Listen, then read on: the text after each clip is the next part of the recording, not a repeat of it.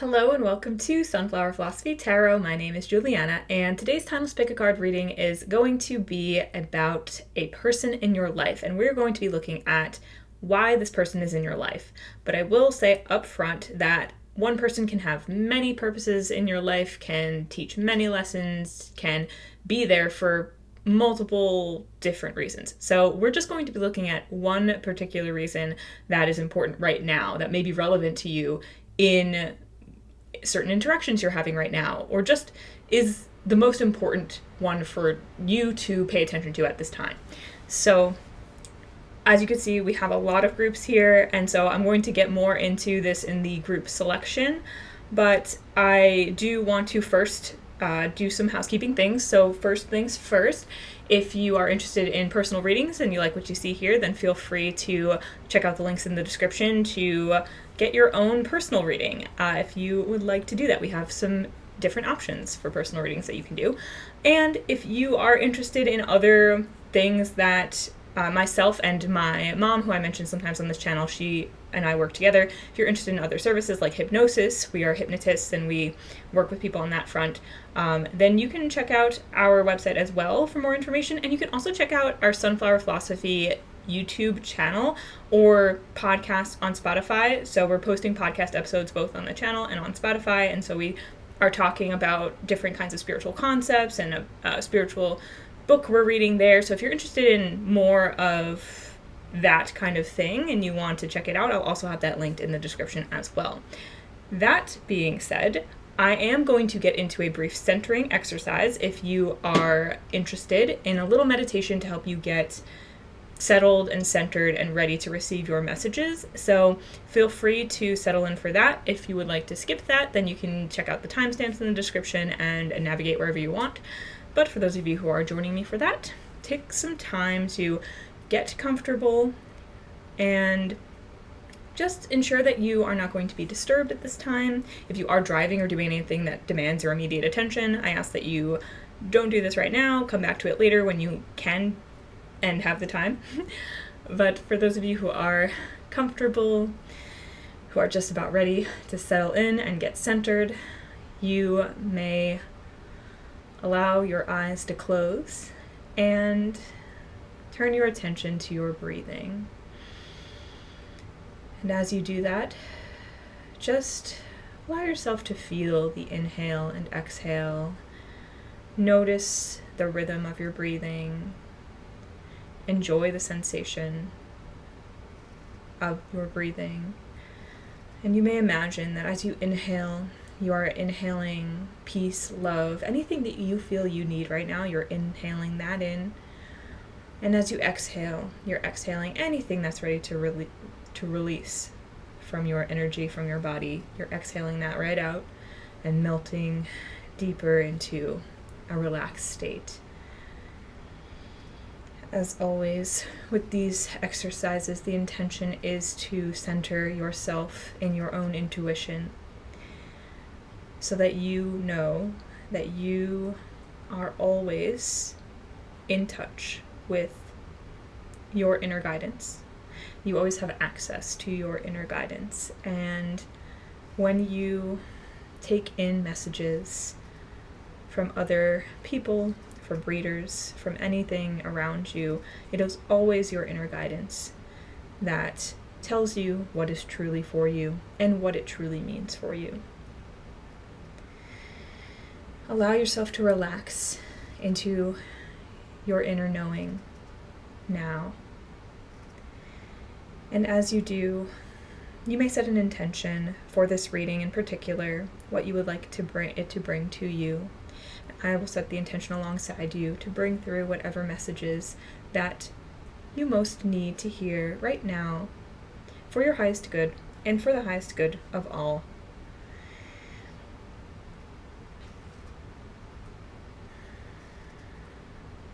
And I also set the intention that all who listen today, who are open to receive it, will in some way receive deeper peace, healing, and love in all your relationships in life, and will find deeper alignment with people in your life, people in general, and with the rest of the universe. Remember your power and know that right now you are exactly where you're meant to be. You are so loved and appreciated. And as you relax and connect with yourself, feel your inner power. And as you feel your inner power, you might just notice it grow just a little bit. Maybe there's a light in you, or you can visualize a light in your mind, or imagine the feeling of the glow as it expands just a bit more than it was before. And feel that power and know that that is who you truly are.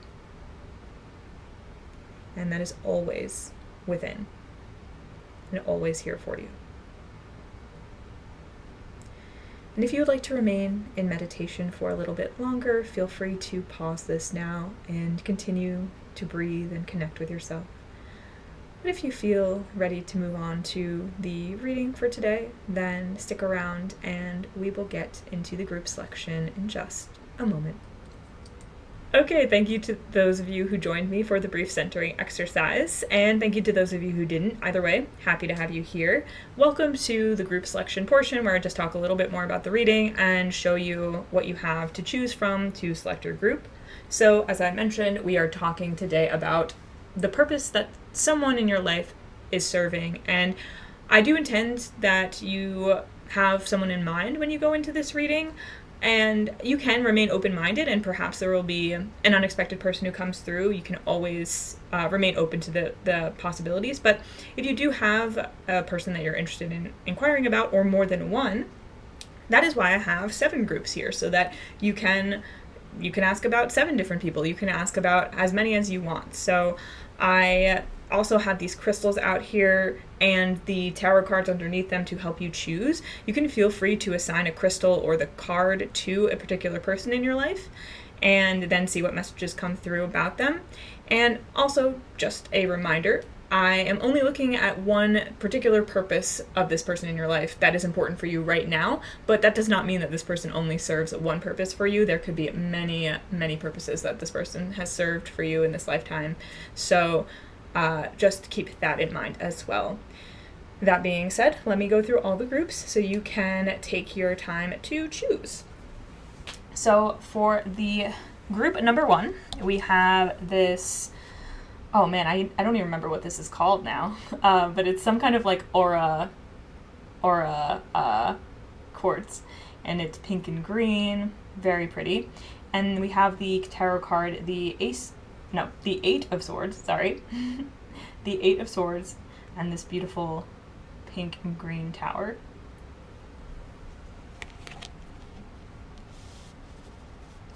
And for group number 2, we have this Page of Swords and this very small clear quartz tower.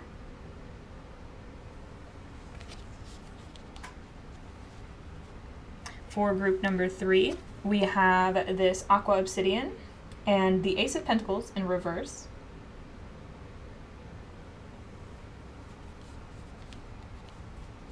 For group number 4, we have this Smoky Quartz crystal, and we have the Strength card.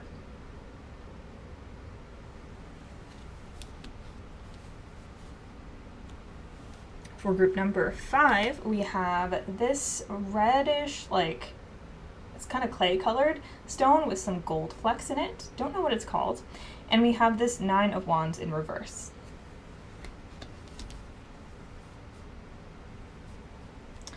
For group number 6, we have 2 cards, actually. We have, first of all, we have this deep, dark amethyst here. It's very dark, but it is purple. And we have the 9 of Cups and the Knight of Pentacles.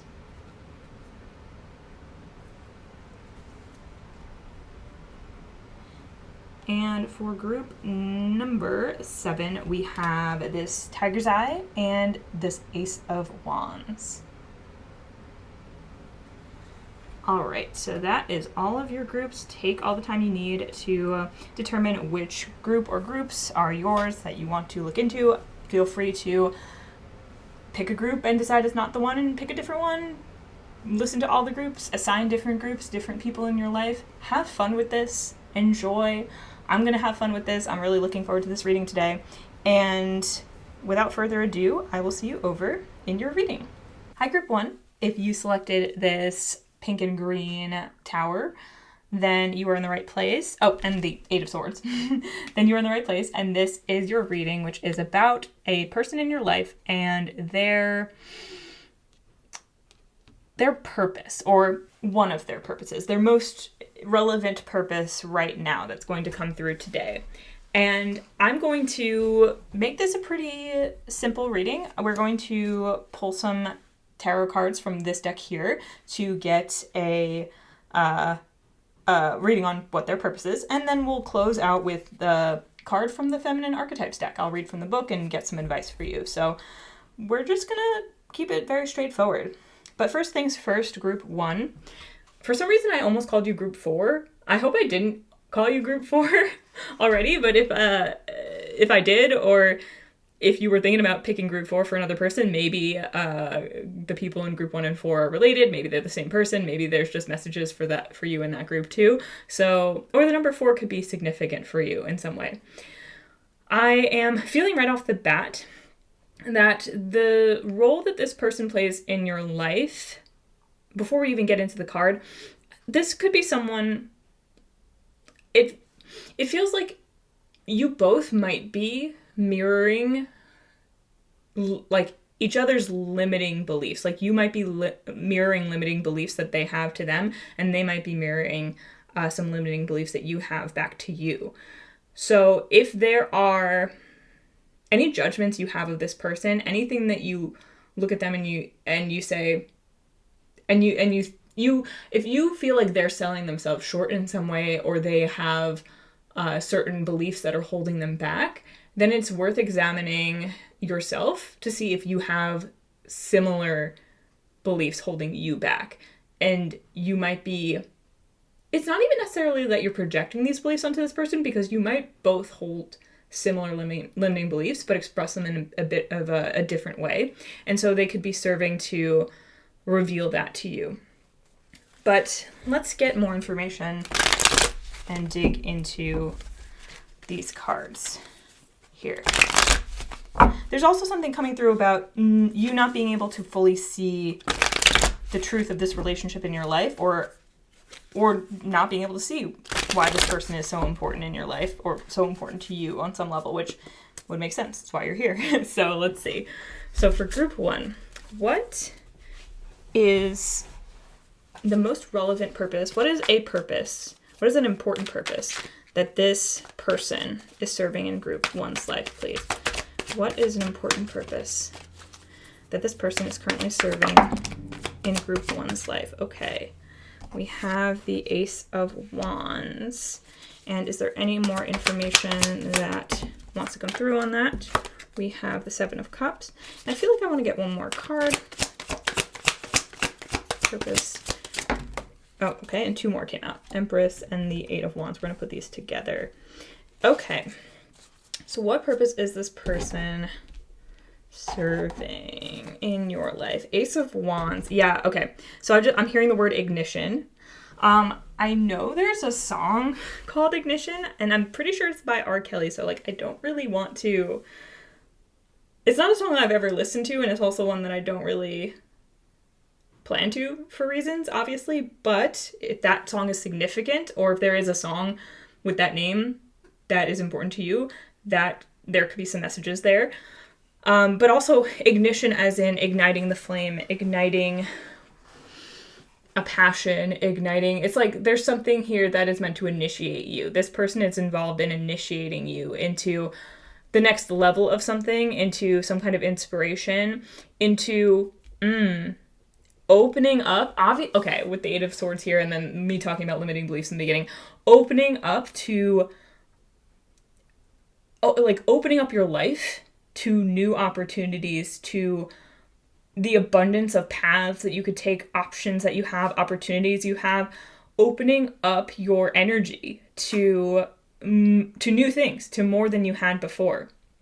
I almost said this is crazy. So I feel like there could be, if it hasn't happened yet, there could be a really expansive energy that's coming in soon for you that's going to really, like, you're going to be like, whoa, I don't know why, but I never considered this as a possibility for me, and now it's looking like the whole world is opening up for me.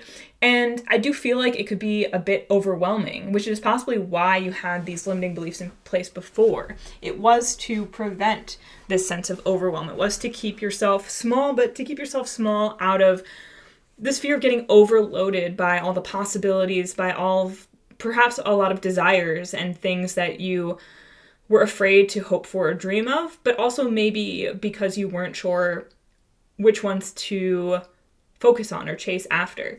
And I feel like that's just all getting blown open for you. It's just all like emerging, all these possibilities and options are emerging as more realistic and more attainable than you had once thought.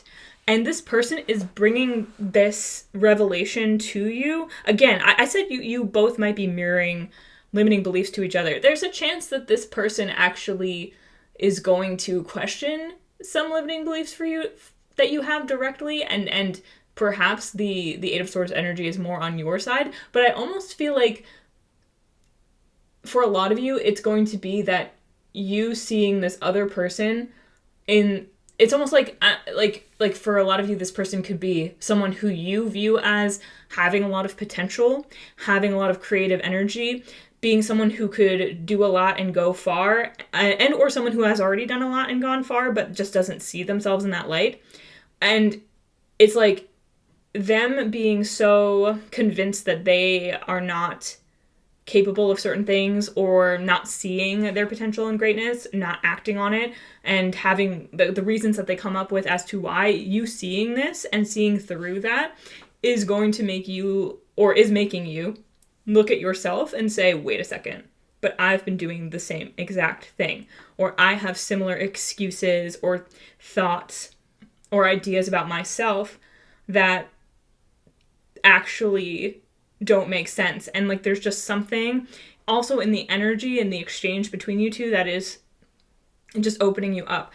And it could also be that I feel like for some of you this will be a mutual experience. Like you might ignite each other, you might be causing one another to both grow in this way. For others of you, this is going to be much more of a learning by example way, where you're looking at this person and you're like, well, I'm not going to stay stuck like that.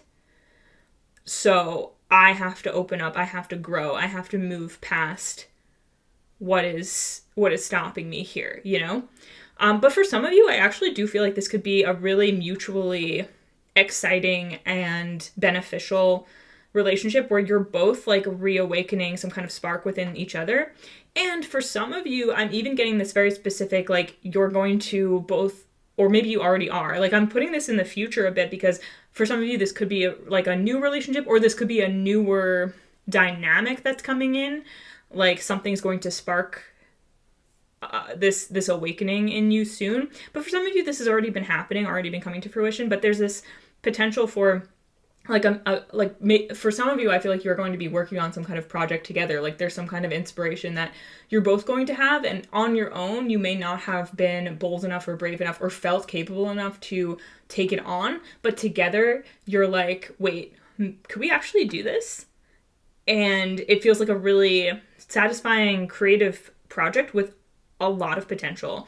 And the potential to actually go places really quickly, to like move energy really quickly, whether you're working on the same project together or you're just like, I'm getting a sense of like there could be a pact here, like you have a pact with one another where it's like, okay, like we both feel a little bit helpless or incapable on our own, but if we hold each other accountable, if we keep working together, even if we're working on different things, if we're encouraging each other, then maybe we can break the barriers and get through this. And I feel like things are going to move along in some kind of creative capacity in your life a lot more quickly than you expect. And there could definitely be some money involved here, just with the Empress, like that's overall abundance. And it doesn't have to just be like money, but it does feel like things are growing quickly. Like once you get over like the initial overwhelm, and especially even if this person in particular is not going to be a creative partner for you and is maybe just an example that's pushing you to say, okay, wait, I'm going to look at I'm going to examine these limiting beliefs and I'm going to push through them. Like even if that's just the purpose they're serving, I do feel like there is a person or there are people around you who could be this creative partner for you, who could be someone who helps encourage you, or people who you can work with who will help encourage you and help you grow. Like I do feel like there is the opportunity for that. And so if you are in the process of opening up and examining limiting beliefs and feeling this passion starting to like burn them away and really feeling this desire to start actually chasing your goals, if you do encounter overwhelm, there is advice here to express that to someone, to open up about that to someone or to people, to know that you don't have to do this alone, and that it can actually be a really exciting and fun prospect, even if it comes along with some fear and anxieties. Like, you know, your limiting belief systems were put in place to protect you. And so the part of you that was afraid to expand beyond that might have some things to say about you deciding to fully expand beyond that. And so this is an urging to not let the overwhelm stop you, but to take practical measures and steps to work with yourself and to support yourself through this process. And that can also involve in engaging other people in this process and speaking to them honestly, and again, seeking out partnership potentially in whatever you are looking to do. It just feels really exciting. Like, actually, I know with the, because it's like, I feel like the crystal that you have is like very colorful and exciting and fun. And then the card, the Eight of Swords, can feel like a little, the word bland came to me, but I also feel like, you know, it's about limiting beliefs. So it can feel a little bit confined and like, ooh, like, but I feel like that's the point, is like one way or another, this relationship is meant to open you up past those limits, to help you see where you've been in a cage of your own making that is no longer necessary for you, is not actually interesting or protective for you anymore. And it's just, you're expanding, and it's beautiful. And whether you're expanding with this person or you're expanding, you know, on your own, in your own way, it is definitely something that is, like, I just heard you're going to be over the moon about where things are headed and how things turn out.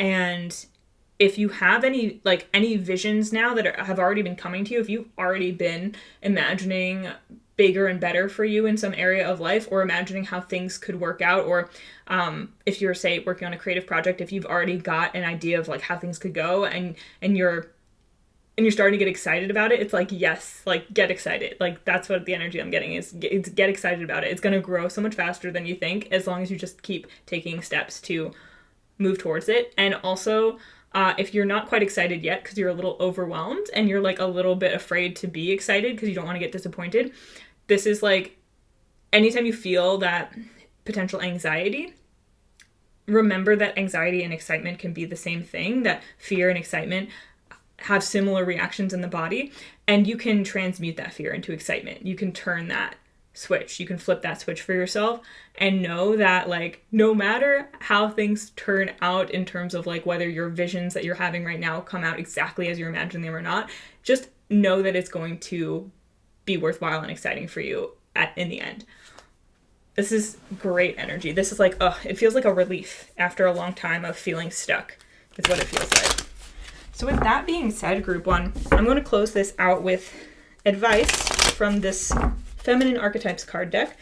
No matter what your gender is or this person's gender is, all of the figures in this deck are women, female, but that doesn't mean that they don't have wisdom for you, even if you are not. So let us see.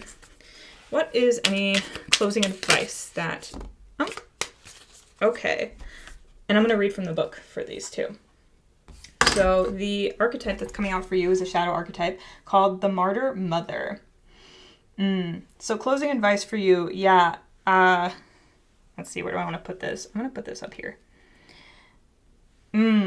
Yeah, okay. So it's already making sense, but I'm going to read from the... Oops, sorry. I almost dropped the book. I'm going to read from the book for this. So this has some advice on how to work with this archetype and transmute this archetype for yourself. So the Martyr Mother, also known as the Overgiver, the Self-Sacrificer. So this could be related to some of the limiting beliefs you have or limitations you felt lately is potentially obligations to others, obligations to people that you feel prevent you from living or exploring your full potential. But you're being asked to look outside of the box on this now. You're being asked to look at ways that you actually can, even if you do have obligations to people who need your care. How can you still act on your dreams and make them a reality at the same time? How can you still give to yourself? How can you still live the life that you want? So let's see. Also known as the Overgiver, the Self-Sacrificer, the Martyr Mother represents the woman who gives endlessly, so much that her own identity dissolves into the service of others, especially children and family members. Driven by a deep sense of duty, her sense of worth becomes enmeshed with her ability to care, fix, and support the lives of others, and she experiences terrible guilt in doing anything at all to nourish or care for herself. In her martyrdom, she feels an unspoken obligation to bear the weight of everyone else's happiness, and over time, her own desires, dreams, and individuality may fade. Her exhaustion becomes a badge of honor, and she believes that love requires sacrifice. With this approach to caregiving motherhood, there is no room for self, and she becomes codependent and possibly deeply depressed. She may feel underappreciated, invisible, or resentful. Grieving her loss of self without necessarily realizing this is where her deep sadness stems from. She continues to struggle with the very idea of prioritizing her own needs. The Martyr Mother reflects the general patterning telling women that suffering is virtuous and being a good mother, or partner, daughter, or friend, means always putting others first. The result, burnout, resentment, and deep disconnection from self. So this could be a big part. It doesn't matter if you are a mother or this person's a mother or not. There is some way in which this could be a big part of the limiting beliefs that you have. And it's around giving to others, around obligation, around sacrifice, and being virtuous in a way that is leading to resentment, burnout, and limiting you in what you truly could do and disconnecting you from your real sense of self. So I want to also read from the divination here. This card invites you to reflect on the ways you might be exhibiting shadow mothering energy, overextending yourself in relationships, roles, or responsibilities. You may be feeling unseen, exhausted, or trapped in a cycle of care without reciprocity. It's time to consider, what would it mean to mother yourself? The Martyr Mother may also point to unresolved grief, suppressed rage, or hidden desire for freedom and autonomy. This card encourages you to soften your grip and ask for support and explore the difference between sacrifice and devotion.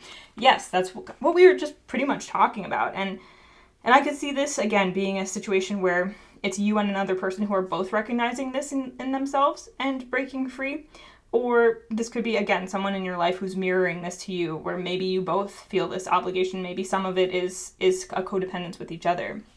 Either way, this is coming up for you because you are reaching a new level of freedom in your life. That's what you're approaching. That's what you're getting to. And with the Empress here contrasted with the Martyr Mother, you are moving from this energy of of lack and of lacking your own sense of freedom, sense of self in relationships, maybe in this one or in others.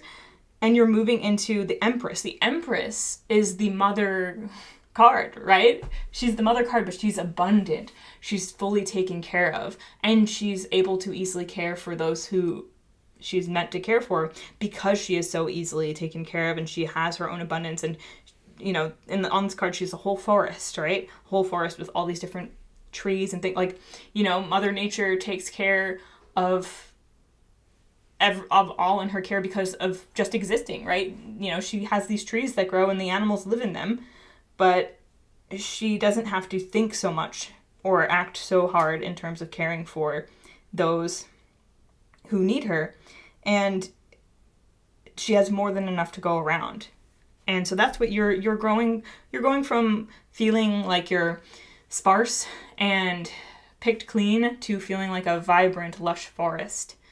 And yes, again, like, just like paths are opening up, opportunities are opening up, and your energy is opening up to just, yes, it feels so good. It feels so good. And in one way or another, this person is helping you get there, whether as a team or as an example. And I also want to I'm just going to hold this card up because there's journal prompts here and there's an activation here. So if you want to screenshot this, I'm just going to hold it here for a few more seconds. You can pause it and screenshot it. Hold on, let me get my hand out of the way. Okay, there you go. So then you can take a look at the journal prompts and you can do the activation of reclaiming self-care within. So those might help you as well as you are undoing these limiting beliefs that have kept you small. Because boy, you are growing and you are growing fast, and it feels so good. I hope it is already starting to feel good, and this is just like a reminder for you. But if it's not quite yet, man, it is about to. So amazing. All right. Thank you so much, Group 1. I hope you enjoyed this reading. If you would like to comment and share how this resonated with you, I would love to hear from you. Please subscribe, check out the other links that I mentioned in the beginning. The services we have, hypnosis, human design, tarot readings, and also our podcast. If you would like to check out the podcast that I do with my mother, then you might be interested in some of the things we talk about over there: spirituality, personal growth, hypnosis, all things like that. And in the meantime, I hope you have a wonderful life, and I will see you in another reading again sometime very soon. Bye! Hi, Group 2. If you selected the Clear Quartz and this Page of Swords, then you are in the right place, and this is your reading all about a person in your life and their purpose in your life, or one of their purposes in your life that is most important and relevant to discuss with you right now. Honestly, I just blanked on what else I was going to say just there. But I do feel like there could be a message in that, because with the Page of Swords being here, it does feel like there's something important about communication here, and potentially a lack of clarity around communication. The Clear Quartz is a crystal that I consider, it feels like it goes well with the swords, because at least from my recollection, it's about clarity and can be about clearing energy, clearing thoughts. So I feel like there could be unclear intentions in this relationship or miscommunications that happen. And with the Page of Swords as well, there could be an intellectual connection here. There could be curiosity and learning, but it feels like it hasn't fully come to fruition yet, and it isn't fully clear yet. It's like, in some way, there's a budding new journey of communication opening up between you and this person, or that's yet to be explored. But we're going to get more into that with the tarot cards.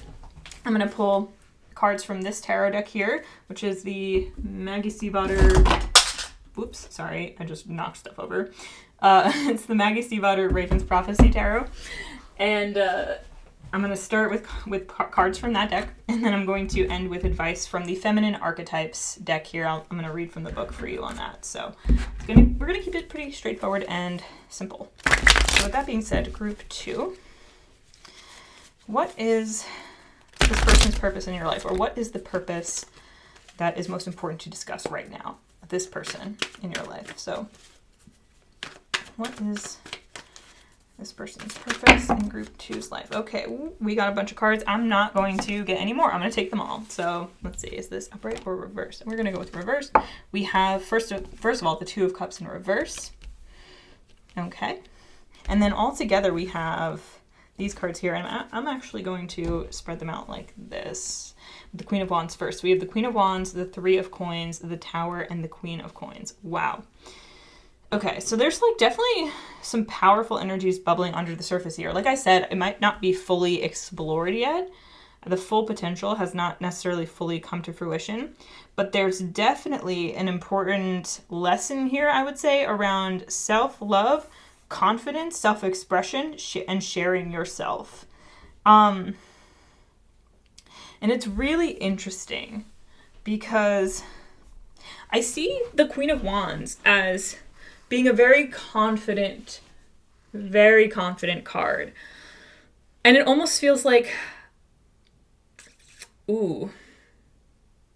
Okay, because with the Two of Cups reversed, like Two of Cups reversed, I could see as like very much self-love. Like there's something here that is requiring you to turn within, to look within, especially because if there is some kind of miscommunication happening or stunted communication, or even I'm getting two people or one person, it could be you in particular, who is holding back, or they're holding, or you're both holding back from each other, like not really sure how to communicate in a relationship. There's something that's forcing you to turn within. And it could be that a lack of communication or miscommunication is causing certain like confidence wounds to be awakened within you, or insecurities, or old traumas even to be awakened within you, that is calling you within to address them head on, to address them directly within yourself, because perhaps there's something you're seeking from this other person that you're not quite getting. And what you're being called to do is then look within and look at what it is that you're really seeking, what's really underneath that seeking, that desire, and how can you bring that to yourself? How can you sit with that and bring that to yourself? Like there's something important about going within right now, focusing within, not focusing on this other person. But that's one thing that they're bringing you right now, that they're teaching you right now, because it feels like any lack of clarity here is going to be cleared up by you focusing within first, focusing on self-love first, focusing on giving and receiving love within yourself, that especially because it feels like some things are coming up within you that you're not even sure how to communicate, because you don't really know what exactly they are. And that could be leading to confusion within you. And so this confusion within you also could be mirrored in the relationship with this person. Now, with the Queen of Wands and Three of Coins here, there is definitely something about sharing your words, about sharing your voice, speaking your mind, and not second guessing yourself.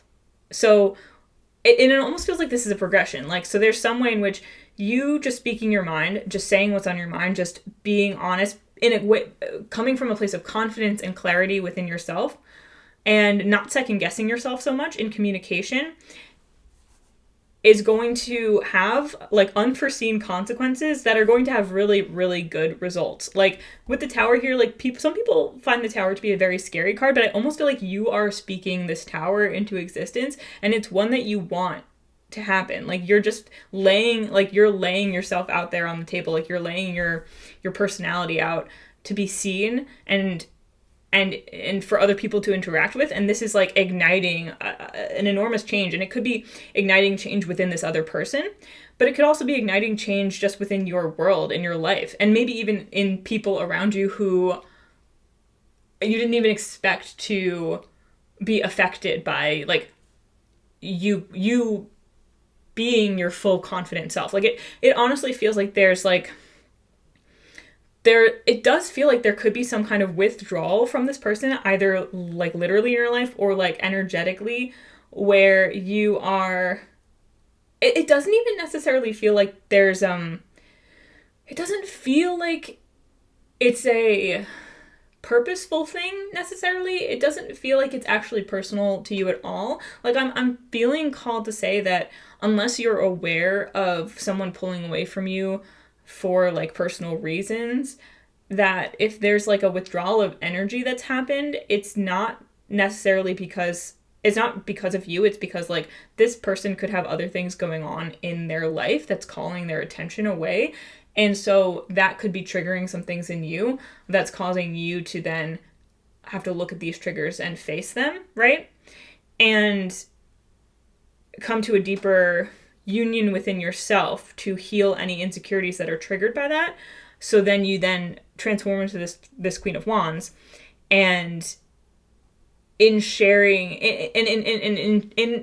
in stepping into this new level of confidence, because you might already be a very confident person in some respects, but it's almost like there's like a new level of confidence that you're emerging into that's causing you to share more of yourself than ever before, maybe in ways that you never did before. And that's just like setting off this whole chain of events, like in a good, like I almost feel like this Queen of Wands, you start this bonfire on purpose.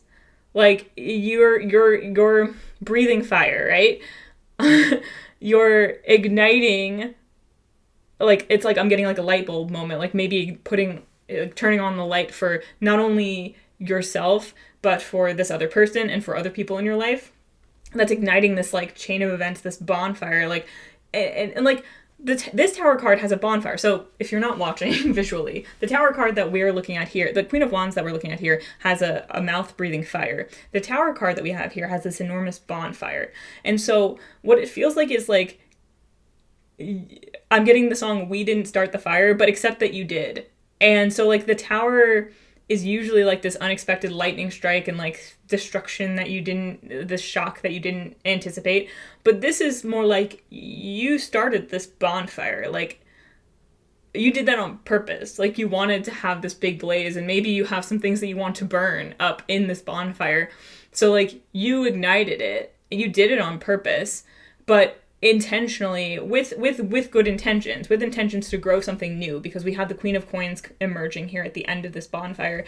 And to me, this is like new growth, growing into a new phase of yourself, something that's much gentler and easier. And I suppose for some of you, you could be this Queen of Wands unintentionally, and you might not be aware of what you're starting when you start it, but either way, it's leading you to this new growth, this gentler, easier version of yourself where you feel nurtured and cared for, and you are nurturing and caring for yourself and others in just a way like, yeah. And I feel like for some of you, this is like you speaking up for your needs. This is you maybe even sharing certain ideas that you have where you might have before maybe you let this other person set the tone, or in general, you let other people set the tone of your relationships, and you let other people dictate what you talked about and what you focus on. And now you're saying, well, no, I'm going to start the conversation. I'm going to ask certain questions that I wouldn't have asked before, or talk about certain things I wouldn't have talked about before. I'm just going to be fully honest with my interests and things that I want to talk about, and just see how people respond. Again, there's like this confidence, this, I just heard coming out of the closet. So maybe for some of you literally, maybe for some of you coming out of the closet is metaphorical in the sense that it's like maybe you're not actually like gay or part of the LGBTQ plus community, but maybe you're coming out of the spiritual closet, or coming out of, any other kind of closet that you've been in. But regardless, like that's turning on the lights for people in your life. That's definitely, with the Tower here, it's burning away some old energy. And yeah, that could include like a shifting of certain relationships where maybe for some of you, there could be people leaving your life. But I don't feel like it has to be that. It almost feels like an old version of you and old energies that have surrounded you and your relationships that are leaving. Any old blockages are leaving, and you're just left here feeling like, with this Queen of Coins, just feeling so abundant, so loving, and like, again, like just cared for and able to care for in the way that you really want to. And yeah, and that's one of the purposes that this person is showing you right now. And to be honest, like there's not that much I have to say about them, because I feel like the point here is that you are turning within, that you are looking within first, that you are going towards yourself instead of running towards this person or another person for validation or affirmation. It's like, okay, well, if this person can't give this to me, or isn't going to give this to me, or isn't available to right now, then can I do that for myself? Can I be that for myself? And again, like just, and that doesn't mean, like, that might mean that you do communicate certain things with this person from that place of self-knowledge and love and knowing.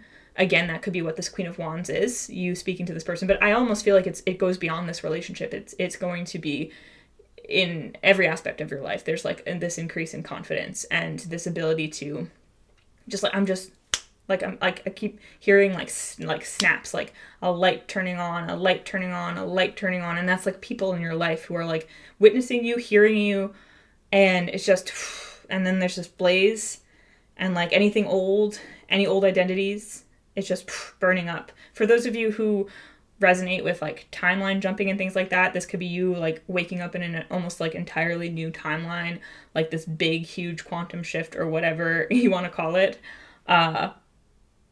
And I almost feel like it's like you are blazing up.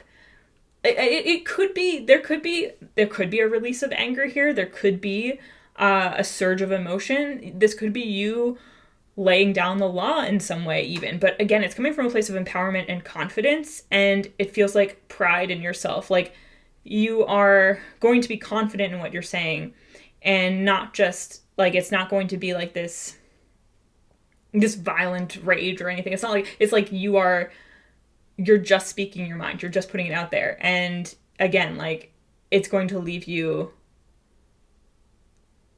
like you're claiming your space, and it's like this like blaze up of light and energy, and then the settling down and grounding into yourself and feeling grounded and like feeling confident. And like it's almost like once this gets out of your system, or this shift occurs, it's like you feel like you could settle down and put down roots and like really feel confident in where you are and where you're at, and just like enjoy everything that you have created for yourself. And it feels like it feels very good, but like I almost feel like I can't get any more details, because I feel like it's first of all going to be different for everyone, but also like you aren't going to fully understand what this means until it happens. Like it's like you're going to start by turning within, and you're going to begin really stepping into your confidence, and then it's just going to snowball from there. But fireball. It's going to fireball from there. In a really good way, though. So with that being said, group 2, let me ask for some advice from the Feminine Archetypes deck. Again, you don't have to be a feminine person or woman to get messages from this. This just happens that there's all women in this deck. So what is our closing advice for group 2? Ooh. Oh, well, this makes sense. This makes sense. We have the Angry Woman. Well, I did say this could be you, like, speaking your mind. And listen, we have so much fiery energy here, and even the Tower, it's not like a fire card per se, but, like, there's this bonfire. Like, I mean, I guess we only have the Queen of Wands, but, like, to me, that's fiery energy. Like, you're speaking your mind, and you're speaking up. You're saying what you need, and if it means getting angry, if it means using your anger for good in a constructive way, then that's what it means. But also, if you feel like you need to, when you go within, you might discover some anger that needs to be processed, and there are so many different ways that you can do that, so you're also finding the way that works for you. And let me read from this booklet. You're finding a way to accept any anger that you've held within, to accept it, to process it, and to embrace it. Like, you embrace your fiery nature. And the Angry Woman, also known as the Fury and the Nag. The Angry Woman represents the semi-suppressed rage bubbling on the surface but never fully expressed, born from injustice, silencing, and unmet emotional or physical needs. She is the voice society tries to mute, the one told she's too much, a nag, or unlikable. Yet her anger holds power. It is a primal response to betrayal, boundary violations, and oppression. When unacknowledged and unexpressed, her fury simmers just beneath the surface, sometimes exploding outward, harming others, or festering inward, harming herself. But her rage is not the problem. The challenge lies in how it's carried and where it's directed. Her task is to uncover the root of her pain and transform that burning fire into clear, courageous action. Mythic echoes of this archetype appear in figures like the Greek Furies, Erinyes, and the righteous anger of the Hindu goddess Kali and Durga, divine reminders that rage can be sacred when it protects the innocent and restores balance. And that is, you're coming into this restoration of balance And honestly, like, I can't think of a better card to represent this than the Queen of Wands. And this other person, it could be that you are speaking directly with them. You are channeling your anger in a constructive way that is also allowing you to set clear boundaries that you might need to set with this person, to be clear about any unmet needs or things that are important to you that have not been expressed before.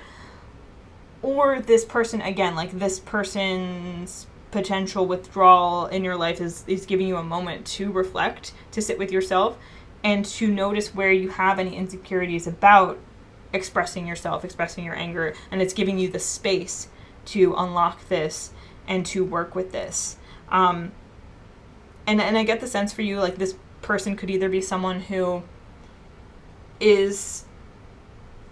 It's like either this person directly, like, needs a direct talking to from you, or it's more like they're just a catalyst for you to recognize this within yourself, and it's not necessarily, like, about what they're doing. Either way, though, this really is about you. Like, it's about you turning within. That's the most important part here. And you'll know, whether you have things to say to this person in particular, or if it's more of a general thing. I do want to read the divination part here as well. This card calls you to face your anger, not with shame, but with acceptance and self-compassion. Beneath rage lies pain, unmet needs, grief, and truth that was never expressed. Is your anger trying to protect a younger version of you? Are you reacting from an old wound or reclaiming your right to be heard? When left unaddressed, the fire of anger can burn down relationships, destroy self-worth, and decimate health. But when channeled with intention, it can fuel profound change. It's time to reclaim your voice, use your strength, and turn your fury into purposeful action. The challenge is to transmute the raw energy of your emotions into something that empowers you through assertive communication rather than aggressive raging. Yes, you're stepping into assertive communication in a way that just it feels constructive rather than destructive, and it comes from a place of self-worth and self-assurance rather than insecurity or fear. The angry woman reminds you that your voice matters, and your anger can be the raw catalyst for the transformation you seek. And so I want to give you a moment to screenshot this, because there's an activation here and also some journal prompts. So if you want to work with those, you can pause it and read it or screenshot it. I'm just going to hold it for a few more seconds. Okay, so with that being said, you're processing some rage here, and this person's helping you do it, whether they're triggering you purposefully, not purposefully. Either way, you're stepping into a new level of confidence, and you're processing some raw emotion that really needed to come through, and it's going to bring you to so much peace and clarity and patience, and just, like, you're going to feel so cared for, because I feel like in some cases some of you are stepping up to address certain needs that you feel like have not been met, and they're going to be met one way or another. So all right, that is all I have for you, Group 2. So I hope you enjoyed this reading, and please comment below to let me know how this resonated. I would be so interested to hear if you would like to share. Also, like and subscribe. That would be amazing. That would help so much. And if you are interested in personal readings, as I said in the beginning, you could check out our links in the description below. Also, if you're interested in hypnosis, my mom and I work together. We're both hypnotists, and my mom does some human design stuff, and we also have some other plans and offers in the works I haven't mentioned yet. So keep an eye on that on our website, on the links below, and you'll see some cool things coming through. Also, if you're interested in checking out our podcast, you can check out Sunflower Philosophy on YouTube, or you can check it out on Spotify, and that is where we talk about some personal growth, spirituality, other things. We have, like, some cool discussions over there. So if you want to check that out, please do. And thanks again for watching. Have a wonderful life, and I will see you in another reading again sometime very soon. Bye! Hi, Group 3. If you selected this Aqua Obsidian and this Ace of Pentacles in reverse, then this is your reading about a person and their purpose in your life. But as I mentioned in the beginning, we're only talking about, like, one specific purpose that's important, that's coming through right now for you. Because one person can serve many different purposes in our life, and they can teach us many different lessons. But we're just going to focus on one. And to To do so, I'm going to pull some cards from this tarot deck, Maggie Stiefvater's Raven's Prophecy Tarot deck, and then I will get a closing piece of advice from the Feminine Archetypes deck over here. So stick around for that. Now, before I pull your tarot cards, one thing that is coming through about this person, or perhaps about your relationship with this person, is some untapped potential. Untapped potential that it's there, but it's under the surface. It's like a seed that's been planted but hasn't been growing yet. Like you haven't seen the green poke through the dirt. So there's something there about untapped potential, unseen potential, and there's some kind of questioning as to whether or not this is actually going to grow into something important or something worthwhile. So with that in mind, that's just what initially came through. Also with the, I wasn't really getting like a ton of messages. Well, no, I guess I did with group 2, from the crystal, but I am getting like the ocean. Honestly, I'm seeing and hearing the ocean in my mind with this Aqua Aura quartz. Like the waves on the sand. Like I'm seeing like the sea foam. You know what I mean? So that could be significant as well. With that being said, let's get some cards and find out what is an important purpose this person is serving for you right now that is coming up for you in this moment. Group 3. What is Group 3's person serving for Group 3? What purpose are they serving right now? Ooh, 4 of Wands. Okay. And then, yeah, and we'll take all these cards. We have 9 of Coins, 6 of Wands, 9 of Swords, and 6 of Wands and 9 of Swords kind of came together, so we're going to put them together. Okay. I haven't been looking at the bottom of the deck for the rest of the groups, but I will say the Empress is on the bottom of the deck, and that does feel significant. Empress energy, abundance, peace, creativity, just creative power, just being also. Just like knowing that like you have all this power. And that does speak to the 9 of Coins here. So let's see. So what is this person's purpose in your life? So there's definitely a stabilizing purpose here. Like I feel like this person is being a stabilizing force for you that is awakening. Okay. So with the untapped potential feeling I have here, I'm not sure if that's really describing this person or if it's describing you. And actually it could be describing your relationship itself. But I feel like it hasn't fully come to fruition yet. There's something, though, that this person's energy is here to stabilize you with the 4 of Wands in order to provide an environment in which you can blossom into this 9 of Coins, in which you can grow into this rose. Because I was seeing the Ace of Pentacles as this, in reverse, as this seed buried below the earth that you haven't seen sprout yet. And this 9 of Coins is your potential, this rose here. This is what you can blossom into. And so, yeah, this person is providing a stable presence or force, or potentially even like a stable home or place for you to grow and blossom into your full potential. And this is about your full potential because the 9 of Coins is, to me, it's about material independence. So this really is about you and your financial independence. It's like they're the pot for you to grow in, to blossom into this rose. It's like you needed this place to grow. And there's, and you need this because there is some anxiety that you have around success, around victory, around winning, around being your best self. And also perhaps around pride. There could be some fear around like achievement in your life, anxiety around achievement, that this person is sort of providing stable ground for you to grow in so that you don't feel the full force of that, or so that feels more approachable and manageable.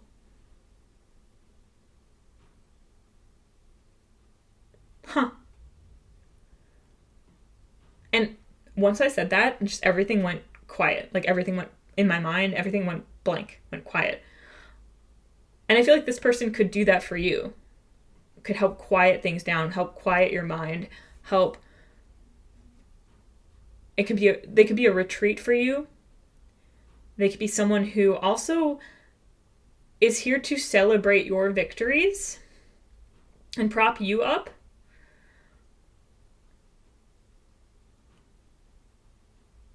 and be a provider in some way, whether they're providing like materially or energetically or both. And it's funny because, we did have the Empress on the bottom of the deck. This could be a parent. But it doesn't have to be a parent. It is honestly just someone who wants to see you grow, who could see your full potential even if it's not obvious to others, and I just want to ask this. Is this someone who, it feels like this is someone who does have the best intentions for you, but I just want to make sure. Is this someone who has the best intentions? Or what intentions does this person have towards group 3? What intentions? What is the nature of the intentions? Whoa, that's too many. What is the nature of the intentions? Okay. 8 of Swords, 4 of Coins, reverse. This is supposed to be upright. This reverse. Okay. And with the King of Swords on the bottom of the deck. What is this person's intentions? To release you from your limiting beliefs.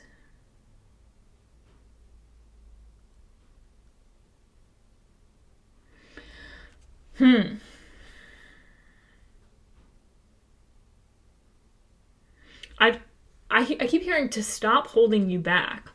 And that's one thing I'm curious about, because I wonder if this person wonders if they've been holding you back in some way, or fears holding you back. Like, this might be a concern of theirs.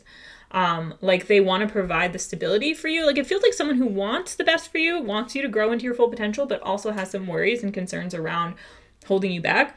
This could also be someone who maybe even has talked to you before about feeling like you're holding yourself back, whether it has anything to do with them or not. Yeah.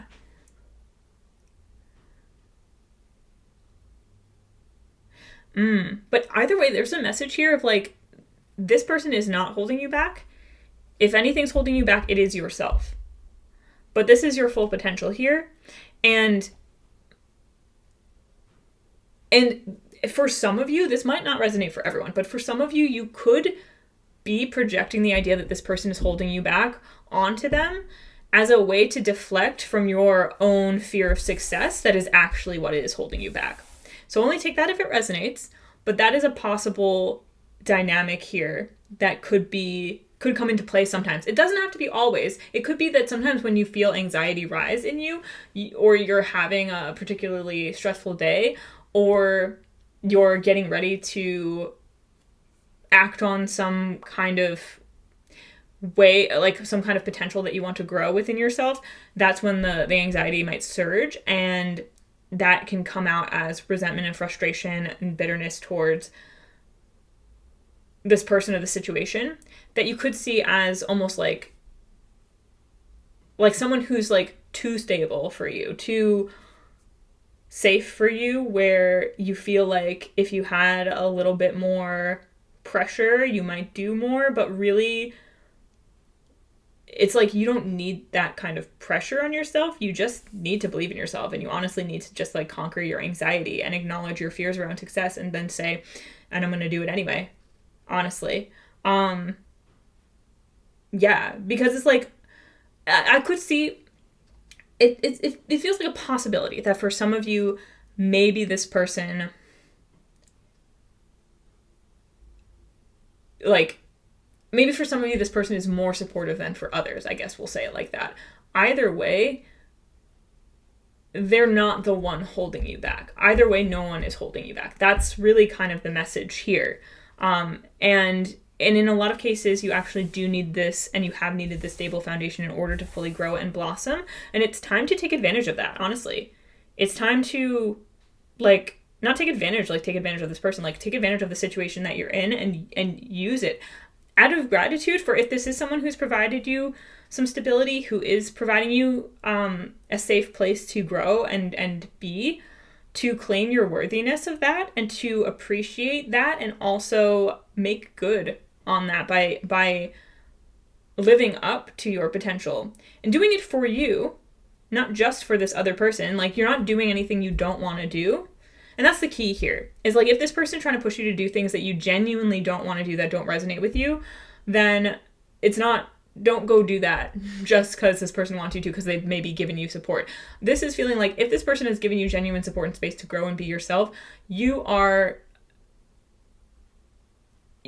meant to use that opportunity to truly grow and transform and blossom in the way that you want, that's fulfilling to you, and know that you are capable of that. You have that you have the potential to be so successful. Maybe you already are in some respects, but there's like more you want to do, more you want to grow into. You are capable of that. And there's just some fears around that. There's just some fears around that you're getting ready to release. And it's time to acknowledge where your situation provides you certain advantages that you haven't been fully using to their greatest potential.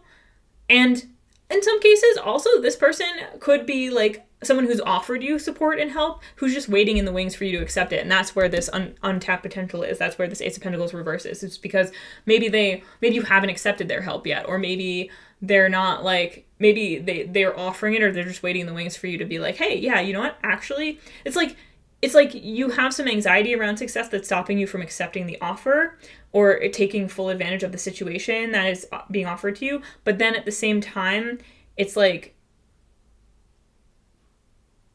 also a lack of self-worth. Like, am I worthy of this? And it's like, yes, you are. And if this person is offering this and is providing this for you, just take it, and accept that is meant to be there as a tool to help you grow, help you have a safe place to grow. Like, you are worthy of having security and safety in your life, no matter if you are who you want to be or not yet. Like, for some of you, there's this holding back because there's this fear that you're not worthy of support until you're successful, or unless you're successful.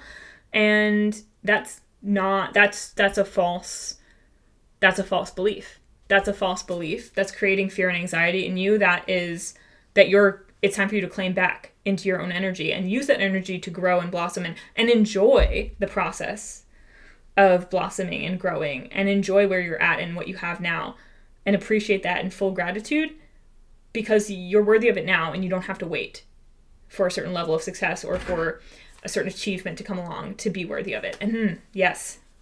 So there's a lot in there about self-worth and accepting the advantages that have been given to you, or the support that is there for you, and recognizing that that's part of your path, that's part of your growth. And if you have an opportunity, if you have help that's there for you, it's there for a reason. It's there because it's meant to help you on your path. It's meant to be there.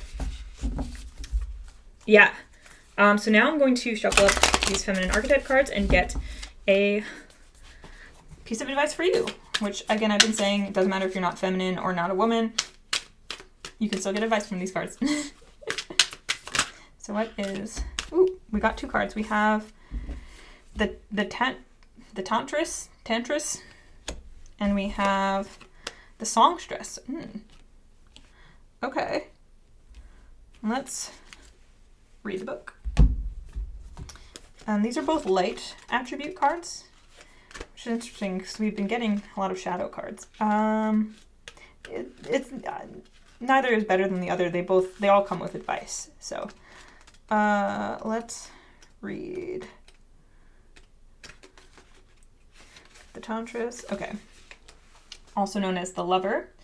The Tantris embodies deep connection, passion, togetherness, and unconditional love for the self and others.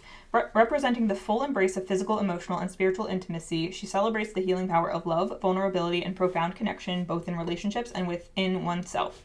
It is an energy unafraid to explore desires, face taboos, and heal the shadow through self-love, shedding outdated notions such as sexual purity or the danger of female desire.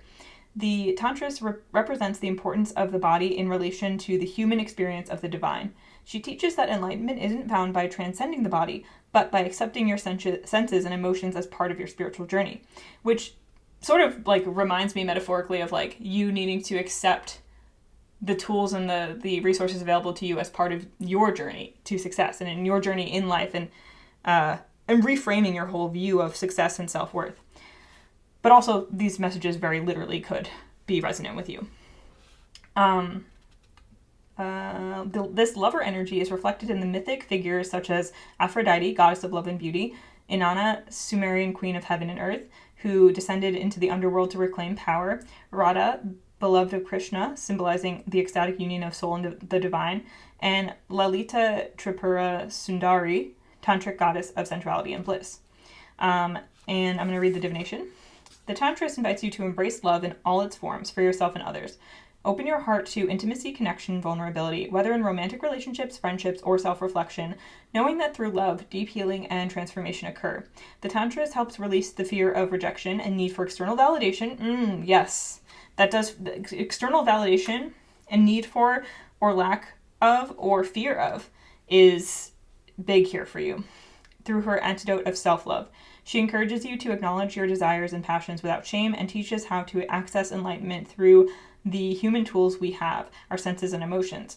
Embrace the depth of your heart's desires and trust that self-love and acceptance is the ultimate path to personal fulfillment, true joy, and deeper connection with both self and others. That does make sense, because there does feel like there were messages here about self-worth and self-acceptance and acceptance of where you're at and your path. And I'm going to just hold this here for a second so you can screenshot in case you want to do the activation or the journal prompts here. So I'm going to hold this so you can read that or screenshot. Pause if you need to.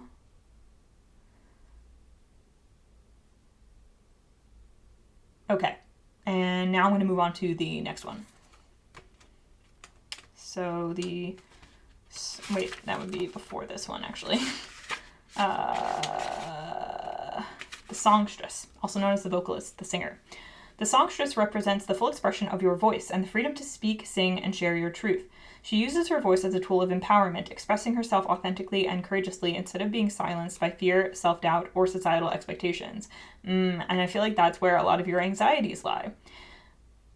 It comes up as self-doubt, and it's also related to pressures, societal pressures, and ways that you feel you have to express yourself or have to be in order to be, again, worthy of success.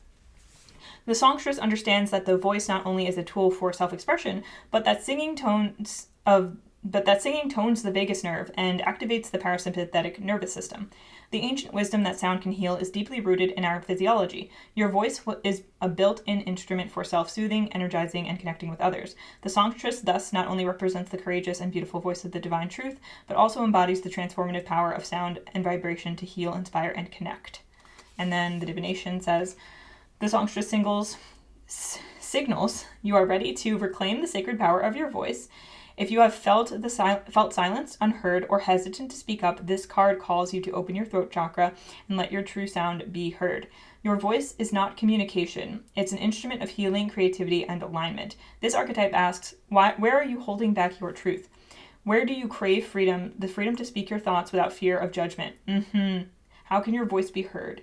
You may feel called now to experiment with vocal expression, singing, chanting, podcasting, performing, or simply speaking up more boldly in everyday life.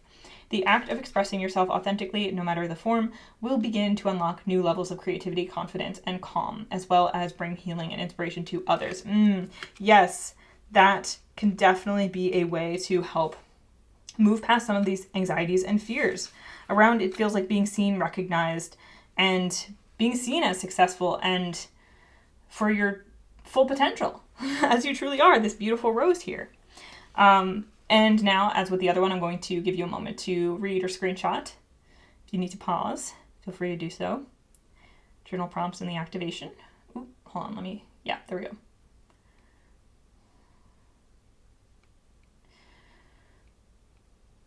Okay. And now I'm going to close it. And that is all I have for you, group 3. So I hope that was helpful. I hope that was interesting. Please feel free to comment. I would love to hear how this resonated with you. Also, like, subscribe. That would be amazing and help a lot. Also, if you want to check out any of our links, our tarot services, hypnosis services. I work with my mom. We're both certified consulting hypnotists. She does some stuff with human design. And we also just started a podcast on Sunflower Philosophy, our other channel. So you can check that out on YouTube or on Spotify. Again, that's Sunflower Philosophy. I'll link that in the description. Hopefully I remember. And thanks again for watching. Have a wonderful life. And I will see you in another reading again sometime very soon. Bye. Hi, group 4. If you selected the Smoky Quartz and the Strength card, then you are in the right place, and this is your reading all about a person who is very important in your life. Well, actually, any person in your life and what their purpose is, or one of their purposes, as people can have many purposes, but that is already getting into a message for you guys, which is this feeling that this person in particular is very significant in your life in some way. Not that every person, whether they play a big or small role, isn't, but just this feels like a big presence, an important presence for you, energetically or very much physically in your world. And before I get into that, I do want to just mention that what we're going to do is I'm going to get a message about this person's purpose, that at least the most important one that's being brought up for you right now in your life, from this tarot deck, the Maggie Stiefvater Raven's Prophecy Tarot deck. And then I will close out with a piece of advice from the Feminine Archetypes deck here. So without further ado, let's get into it. So as I was just saying, this just feels like a very big, prominent figure in your life, someone who has played a very important role. I also just said played in past tense, so it's possible this could be a past tense person, whether they've passed on or they're not in your life anymore. That's also a possibility. I mean, that could be the case for any group, but in this group in particular, that just came through. I also was hearing the term mother, but I was hearing it more in the way that people use it, like, you know, like on the internet, that people are like, oh my God, she is mother. You know what I mean? Like, to denote any kind of like powerful or empowered woman. At least that's the sense I get, like more like a meme kind of thing. This could also be a literal mother or your literal mother, so that's a possibility, but I just wanted to specify that. So like either way, this is someone who I feel like you has either, again, been very prominent in your life and or you really have looked up to. Okay. And you view as very, very powerful. So with that being said, let's get into their purpose in your life. So what is this person's purpose in group 4's life? Okay. We have 2 of Wands. And is there anything else you want to say about this? Okay, we have 10 of Coins. And is there anything else you want to say about this? High Priestess. Ooh, okay. Ooh. So it does feel like this person is here to inspire you and to show you what is possible for you, not only in your present, but in your future, and to mirror back to you powerful traits that exist within yourself. Yes. With this 2 of Wands, this is you taking the important bits, and it could be this person, even if they have been very inspirational to you, it's not that this person, or even if they've had a potentially difficult role in your life, this person, again, could have very many purposes, many multifaceted roles that they play for you. But there's some aspect being highlighted here that inspires you about this person. These nuggets of wisdom or gold or inspiration that you're taking for yourself, that you're using in your life to create the world that you want, to create the future that you want. And there's some way in which they're showing you the full potential of what you're capable of. And anything that you admire in them and you see as powerful in them is a mirror to show you what's already within yourself. There's something about them that's mirroring that power, that strength, literal strength, back to you. And it's helping you open up to your full creative power and to what is possible in this world. It's truly, one thing that's truly important when it comes to this person is, if you haven't yet, especially if you're someone who's had tumultuous might be too strong of a word, but maybe you've had many mixed experiences with this person. Maybe you've had ups and downs in your life with this person. Maybe you viewed this person through many different lenses. You are being encouraged to focus right now on the lens that is the most inspiring to you, the view of this person that gives you the most valuable information to use in your own life, to focus on the aspects of this person that are inspiring to you, that make you feel powerful, that speak to power within you. And as I was saying in the beginning, like with the term mother coming through, sounding like almost like it's like the meme version of that. If this is, say, a celebrity, right? I'm getting like big names like Taylor Swift, Cardi B, those are coming to me. It could be Megan Thee Stallion, someone who, I don't even know if these people have been associated with that term, but I'm sure all different people view all different kinds of celebrities and artists as that, because, you know, different kinds of people will inspire different kinds of people. Whoever it is for you, if it is like a celebrity or something like that, you don't have to like love everything that they do or say. You don't have to support everything that they're about. They're an individual, and they're not necessarily gonna be the person that you want to be in all respects. But if there's something about them that inspires you, if there's something about them that speaks power to you, take that inspiration for yourself, you know, use that. It's a resource for you. It's here for you to explore within yourself. Anything you see out there in them is also within in you, and that's the most important part. And you can pick and choose what is for you and what's not for you, you know? Not everything that a person does has to resonate with you in order for them to leave you with powerful inspiration and knowledge. And that's important. And you need to look within you and show you what that's inspiring you, because it's meant to bring out that aspect in you. You can leave anything else that doesn't work for you. But take those bits of inspiration where you can find them and use them. And that's what this person is all about for you right now. Or at least one aspect of what this person is about for you right now. The most important one for you to focus on at the moment. And honestly, like, it's that simple. I feel like this is going to be a bit of a short one, group 4, but I honestly don't feel like there's anything else that needs to be said here. So with that, I am going to just get into your advice from the Feminine Archetypes deck. So, what is group 4's advice? Coming off of this message, what is group 4's advice? We have the girl boss. That makes sense with all of like the different people who are coming through, like celebrities and things like that. Girl boss. Yeah, the girl boss. Oh, by the way, this is the Feminine Archetypes deck. You don't have to be a woman, or this person who also inspires you does not have to be a woman. I'm just getting very feminine energy coming through, very feminine, powerful energy, but it does not have to be. And you do not have to be a woman to like get messages from this. It's the Feminine Archetypes card. It's just all women, because why not? You know. But just to be clear, like, when I say mother energy, I mean gender neutral, if that's possible. Okay, let me read you from the book. Girl boss. Okay. Also known as boss babe, career woman, boss lady, boss bitch. The girl boss is the woman who rises in a toxic masculine world by becoming what that world rewards. Overly driven, pushy, competitive, assertive. She thrives on achievement and independence, proving herself in systems built by and for men. She is powerful and impressive, yet often exhausted and unfulfilled and disconnected from her true self or values. To survive and succeed, the girl boss may mask softness, emotional authenticity, intuition, and vulnerability. She is also often infantilized as a girl or babe, disconnected from her full womanhood so as not to appear too threatening.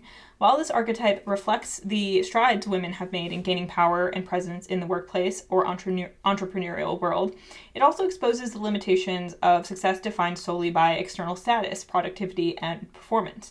The girl boss may find herself living out someone else's version of success, checking boxes, climbing ladders, without space to ask if she even wants what she's chasing. Beneath the powerhouse exterior lies burnout, loneliness, and loss of connection to joy, authenticity, or true purpose. So that's where it feels like the distinction we were making between like what you take inspiration from and what you leave behind is very important, right? The ability to sort out what is truly inspiring to you and what is not for you and what you don't want to emulate, and knowing that like you can find someone truly inspiring and find parts of what they do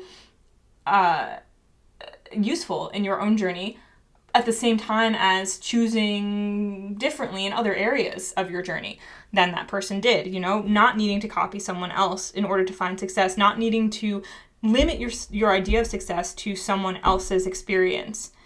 Because if something about their experience does not resonate with you, you can choose something else. You can create something else. And being cognizant and conscious enough of yourself to be able to know the difference.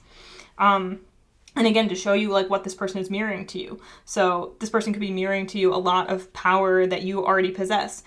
Some aspects of their journey could also be mirroring to you things that you don't want, or things that you resonate with that you know you want to change in your life as well. I'm going to read the divination here as well. Where have you internalized other people's definitions of power, success, or worth? Have you been pushing, performing, or proving at the expense of your own well-being or inner truth? This card invites you to pause and examine what success really means to you. This makes so much sense with the card that we got. Oh my god. It also warns against leadership that does not draw on authentic connection, potentially leading to strained relationships and lack of collaboration. The girl boss archetype may suggest a need to soften, reconnect with your feminine intelligence, or integrate a more holistic and sustainable way of leading and creating for the benefit of yourself and others. And again, whether you are feminine or a woman or not, you can still connect with the concept of feminine wisdom and that aspect within yourself. It does not have to define your gender identity. So that makes so much sense. And so that's where I said this person's role in your life and the way that you view them could be a mixed bag, could have a whole lot of different baggage that comes with it. But again, you are all about taking the inspiration where you can get it and taking that example as what is the potential that's there for you, and then also knowing enough to know what bits are for you and what bits are truly not. And I want to just hold this here for you for a moment so you can screenshot it or read it if you want to do the activation that's down here, or look at the journal prompts that they have. That's in italics there. So I'm just going to hold this for a little bit. You can pause the video if you need to.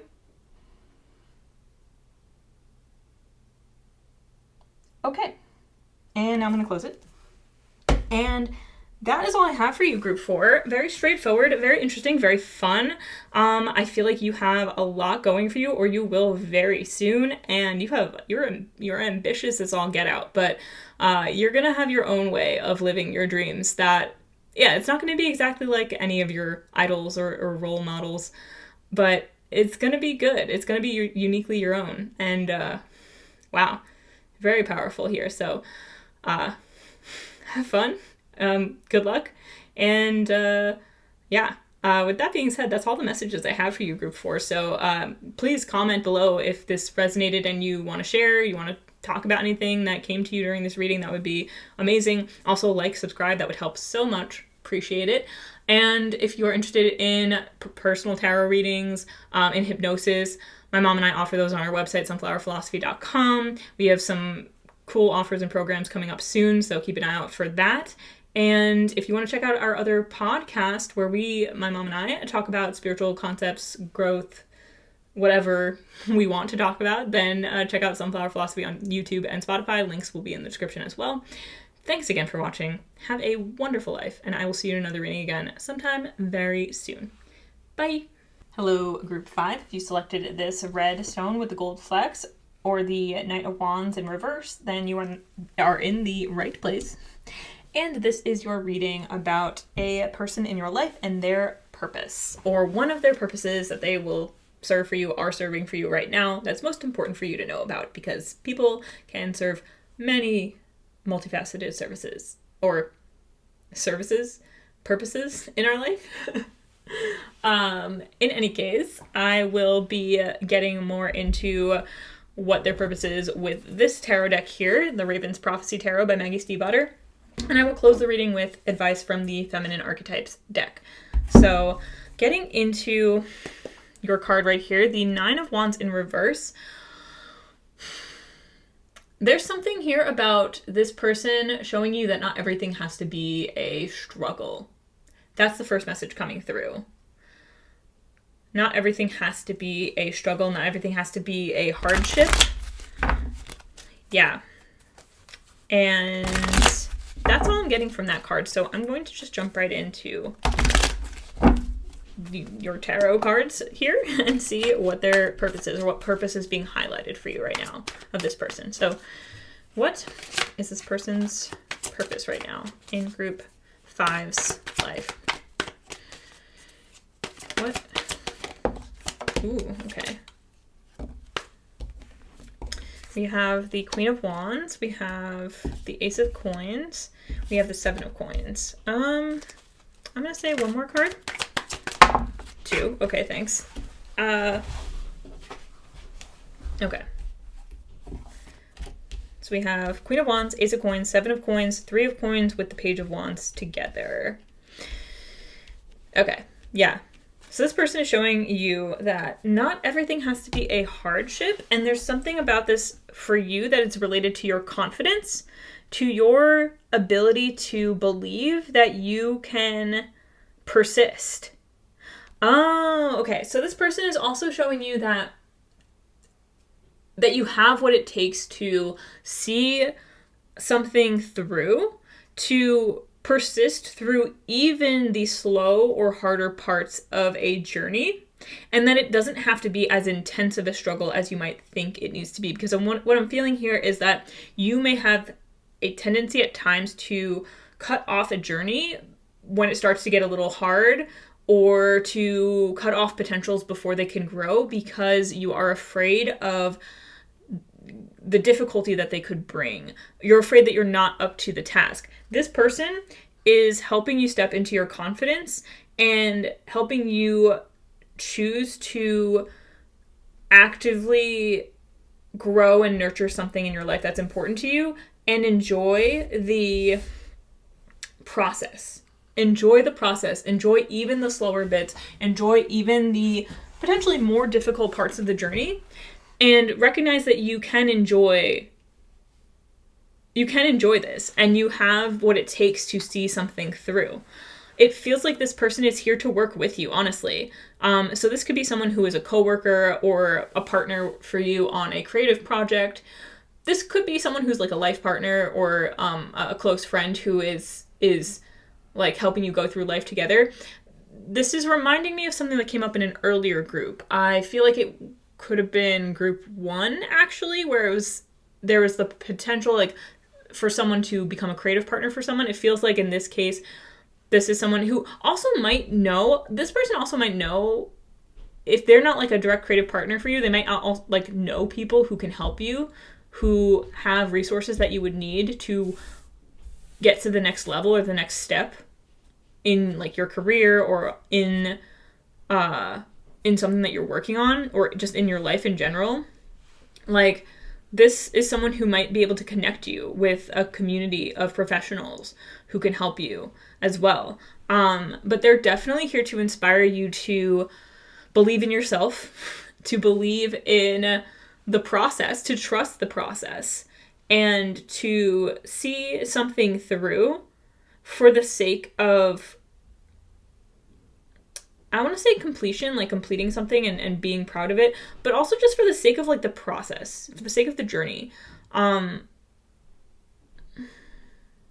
Yeah, they're here to help you persist and to help you understand that persistence does not have to be grueling or difficult or miserable. That there could be difficult parts of it. There could be parts where you more is called on from you than you were expecting, or you have to stretch a bit to grow, but it doesn't have to be scary or feel impossible. It can even be fun at times.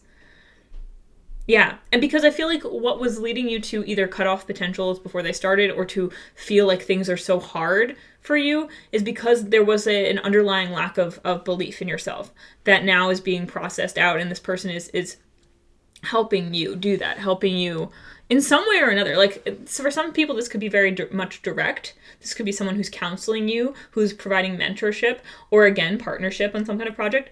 Or this could be someone who's leading by example, who's showing you energetically what's possible, and who is opening up your mind to a new perspective on, like, on some kind of long, slow process, especially because it feels like there could be things that you have wanted to start but felt like, oh, this is going to take forever to grow, or you've already started something and it is taking longer than you expected and you aren't sure how to proceed, or you have been questioning whether you should just give up. It's like, no, this person is showing you the value in persisting and continuing to keep going, in, again, trusting the process, in also appreciating the progress that you make along the way, because you could also be someone who gets very caught up in the results, the end results of something and where something is going, and you forget to enjoy the process, to learn through the process, to appreciate the progress that you are making as it goes. And so this person's also showing you how to appreciate that, how to, like, I'm getting, like, if you are growing a plant and, like, finally you see a seed, the sprout come through the soil, and it's maybe taken a while to sprout. This is someone who would be really excited to just see that sprout and is like, oh my God, that's so cool. And, like, they're not, like, just waiting for the plant to blossom and, like, bear fruit or grow flowers. Like, this person's also just like, oh my God, like, it's sprouting. Like, it's such a, like, how cute. And they're so excited and appreciative of that part of the process. And, like, they're showing you how to also be that way with your own stuff as well. And I feel like this is leading you to also people who you can work with, who can inspire you, who it's leading you to adventure out of your comfort zone in a way that feels much more approachable than it may have before. So much so that you might also be doing that without even realizing that that's what you're doing, because your comfort zone has expanded without you even noticing. And honestly, like, I do feel like a lot of that is this person's energy helping you along the way, but you're also receptive to it. You're open to the teachings that this person is bringing you. Yeah. And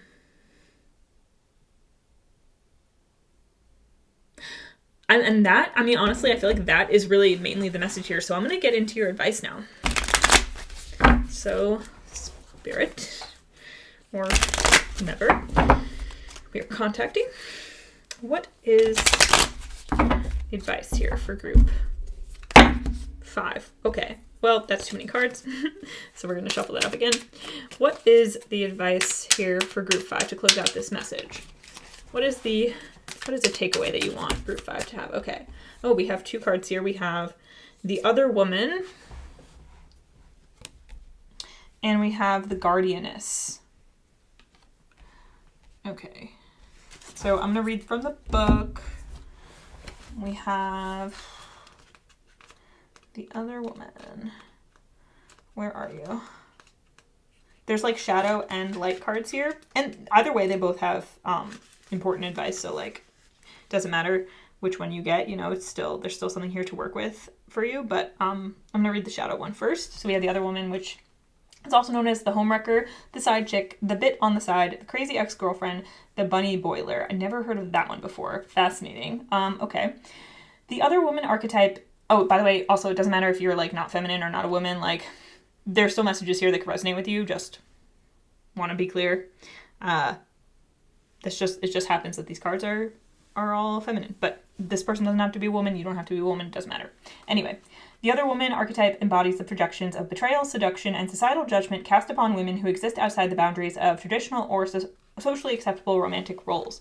Often framed as the villain in love triangles, and sometimes painted as unstable and threatening, as in the crazy ex-girlfriend or bunny boiler tropes, she is blamed for disruption, pain, and familial breakdown, while the man's role is usually conveniently minimized. Her story is one of intense emotional charge, desire, competition, shame, vengeance, and moral ambiguity. Her presence often ignites feelings of guilt, self-betrayal, or unworthiness, both in herself and others. This archetype calls attention to how society pits women against one another in romantic settings, centering male desire while punishing female agency. It also reflects the sister wounds women carry around being chosen, rejected, or abandoned, and the unspoken grief of feeling not good enough or being demonized when the deeper truth is far more nuanced. Interesting. So I didn't get the sense that this person was particularly related to a specifically romantic relationship in your life. There could be an element of that, whether this person is an interest or someone who you see as romantic competition, or just someone, part of the message could be showing you the value of, it could even be like about how self-work can help you in romantic relationships, or how work in relationships can help the relationship grow and blossom in a way you didn't expect. But again, like, I feel like this could also just be speaking more to the claiming of self-worth and confidence, and part of why you might have struggled with some unworthiness could come from wounds around romantic relationships, or around being judged harshly by people in your family or society, that may or may not have even to do with what it is that you're working on in your life now, but could be seeping into those areas of your life and affecting your confidence there. And I'm going to read the divination for this as well. The Other Woman card invites you to explore where you may feel cast out, morally judged, or in competition. Okay. This also could be around, like, seeing other people as competition in whatever field that you are hoping to progress in, and that, okay, so if part of your lack of confidence comes from judging yourself up against other people who are in similar fields, doing similar things, and thinking, oh, I'm never going to get to that level, or it's going to take me too long to get to that level, or because they're already doing this, then there's no place for me or no room for me, or feeling like you have no choice but to be competitive with other people and you don't want to be. It's like, that's part of what this person is bringing into you is the ability to enjoy the journey and the growth along the way without comparing yourself to others and wavering to the judgment of others.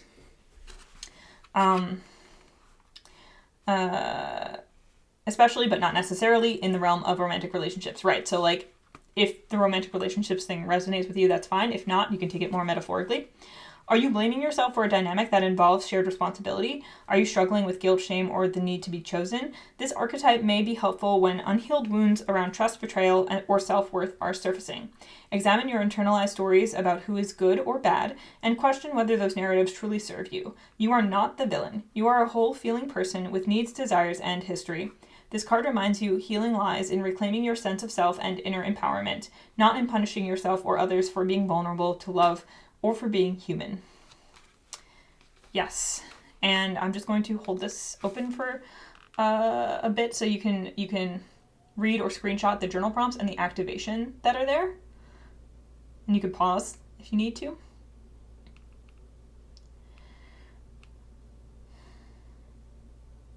Okay, and now I'm going to move on to the other one, the Guardianess.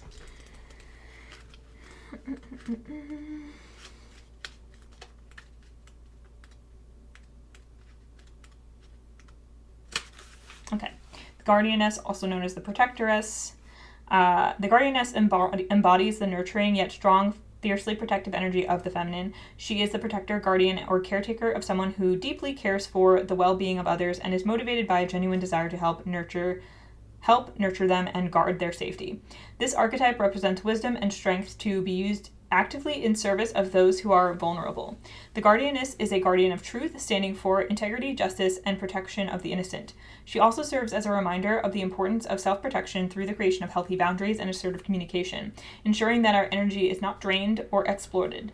She reminds us to take care of our loved ones, our communities, and ourselves, recognizing that true care begins with maintaining our own balance and well-being. And I feel like there is some aspect of this person that is teaching you the importance of guarding and protecting your energy, your boundaries, and the things that you are working on. So some of why you might have had trouble seeing certain things through or getting farther on projects and things in your life or getting farther than you were able to on certain projects and things in your life is because other energies, other ideas, judgments came in and disrupted that process, and you didn't have boundaries in place to prevent that from happening. And with this confidence that's coming in for you with this Queen of Wands here, you are... My apologies, Group 5. I got cut off because my storage ran out, so I'm back again another day just to close out your message. We were almost done. And I was talking about the Queen of Wands here because I feel like this is the most important figure for you to pay attention to in this reading. You are learning to stand up for yourself, protect your peace, stand up for and protect your projects and the things that you're working on, especially those that are in the infancy of their creation. And to not let anyone else's limiting beliefs or judgments cloud your vision or get in your way. And you're learning to stand up for yourself, really, whether it's standing up for yourself within you and your own energy and not letting certain energies take over your mind, take over your process, or it's literally standing up to other people in your life. And it could even mean sometimes standing up to this person who I mostly was reading throughout this reading as someone who's working with you, mentoring you, or leading by example and showing you how the process can be easier than you think, how you're more capable than you think you are. But in some cases, this person could also be providing challenges to you that are calling you to step up and stand up more in your power and stand up for yourself. And it could be a mix of both as well. But no matter what, the TLDR is that you are standing more in your power and you are learning what you are capable of. And you are truly capable of so much more than you once thought you were. And I just want to close with letting you know that the Seven of Wands is on the bottom of the deck here. And this is about being up to the challenge. And it's also about being protected, being safe and protecting your own energy. And so that is both advice and also something that you are being made aware of, that you are protected, and also that you are being called on to protect your energy more, in the sense that, again, you're creating boundaries around what you will let in to you, that whatever you let into your energy that builds you up, that inspires you, that helps you feel motivated and capable, and you are not accepting anything that feels limiting, that feels disempowering, that gets you down, and that makes you want to run away from the things that you know you want to create in this world. And that's the ultimate, most important takeaway from this reading. That is what you are gaining from this relationship, from this person. And we've gotten the Queen of Wands in several other readings, and I do feel like a lot of relationships that we're talking about today, a lot of the people who are coming here are also experiencing in various ways this stepping into your own power energy. It's really much more about you and your own empowerment right now. And that doesn't mean that there's not something else that this person is getting out of the relationship, or that other people, that you're also, of course, here for their learning in different ways. But right now you're being called to really focus on your learning and know that that's going to also lead you to other people who feel the same way and who inspire you, and lead you to inspire others as well. Yeah, and that's all I have for you, Group 5. So thank you so much for watching. Please comment if you want to share how this reading hit for you, what resonated, what didn't, and also if you want to subscribe, that would be amazing. That helps out so much. If you're interested in personal readings as well, the links to inquire about those are in the description at sunflowerphilosophy.com. Also, we offer hypnosis services. My mom and I are both certified hypnotists, so you can check out what we offer there. And if you're interested in our other podcast, Sunflower Philosophy Podcast, you can check out our other YouTube channel, or you can check it out on Spotify as well. And we talk about hypnosis, other spiritual concepts, personal growth things, a whole lot of different stuff. So you can check that out over there. And thank you so much for watching. Have a wonderful life, and I will see you in another reading again sometime very soon. Bye! Hi, Group 6, if you selected this dark amethyst and the Nine of Cups and the Knight of Pentacles, these two cards that came out for you guys, then this is your reading all about a person in your life and their purpose in your life right now. And obviously, one person can serve many different purposes, teach us many different lessons in our lifetimes, but we're just going to talk about the most important one that's coming up for you right now. And in your case, it's possible that you are focusing on multiple people, maybe 2 people because we have 2 cards here, or maybe a group of people. So that is something I want to say right out the gate. I mean, that's possible for any of these readings, I suppose, but just because we have 2 cards here, that could be especially significant for you. And I also am getting from these 2 cards right off the bat, before we get into the rest of the message, that there's definitely something here about satisfaction and presence on a long journey. So enjoying the moment and enjoying every step of some kind of process. It's a bit similar to some things that came through in the last group, in group 5, so there could be some messages there for you, but I want to use this tarot deck, the Raven's Prophecy tarot deck by Maggie Stiefvater, to get to more messages about their purpose and the purpose that's coming through. And then we'll close out with some advice from the Feminine Archetypes deck. So I'm just going to get right into this group 6. The color purple also could be significant here. And that might seem obvious with the amethyst, but it's just coming through stronger. In the other groups, that wasn't really standing out to me as much as it is here. I just feel like the color purple is like, it's like being plastered against my like inner vision. I don't know how else to describe that. And also because the number 6 to me, you are group 6, and the number 6 to me does appear as like a deep purple. And I didn't consciously choose this stone because of that for your group. So it feels very significant. So purple may be a really important color for you, for this person, a synchronicity that you want to take note of. Also the number 9. Okay, so we are finding out what is an important purpose of this person in your life right now. What is, ooh, okay, a lot of cards. I'm going to put this one over here. Let's see, 5 of Swords, 6 of Wands, 10 of Cups reversed, Knight of Cups. Okay.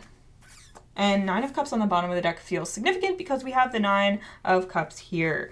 So, yes, there is something about satisfaction with yourself and your life, like emotional satisfaction with the present moment. I also see it as being present, remaining present. And patience as well. Patience is coming through. So this person is teaching you patience. Okay. So this does not have to be a romantic relationship. This could be someone who, or 2 people who are teaching you something about your relationship with romantic relationships, however, or romance in general. It doesn't have to be specifically about that. It could be about relationships in general, or it doesn't even have to be relationships. But what I'm getting is with the Knight of Cups next to the 10 of Cups reversed, there's this feeling of, like with the Knight of Cups, like open-heartedness, hopefulness, optimism, romanticizing things. Doesn't have to be like romantic relationship, but like romanticizing life, perhaps even romanticizing the results of like a journey. Like I'm getting like fantasizing about, like, it's like, say you wanted to be a musician. You're like fantasizing about sharing your heart with the world and being on stage and the wonderful fun moments that can bring to you, and also the heartfelt expression of your innermost thoughts and feelings and all of that, romanticizing that, but not necessarily knowing how to ground that into actual reality, and feeling conflicted with the actual realities of success, of succeeding in that. And this could be also about, as we brought up romantic relationships, this could be about fantasizing and romanticizing the idea of being in a romantic relationship without knowing how to actually ground that into reality, and without knowing how to accept and work with the realities of being in relationship with another person, right? This is really giving like fantasizing about the big moments and the like emotional catharsis and being really in your head and fantasizing and maybe reading a lot of stories that romanticize these things, and then not quite knowing how to make reality match that, and also not being fully in touch with reality in general. So therefore being continually or feeling continually dissatisfied with what you're actually experiencing.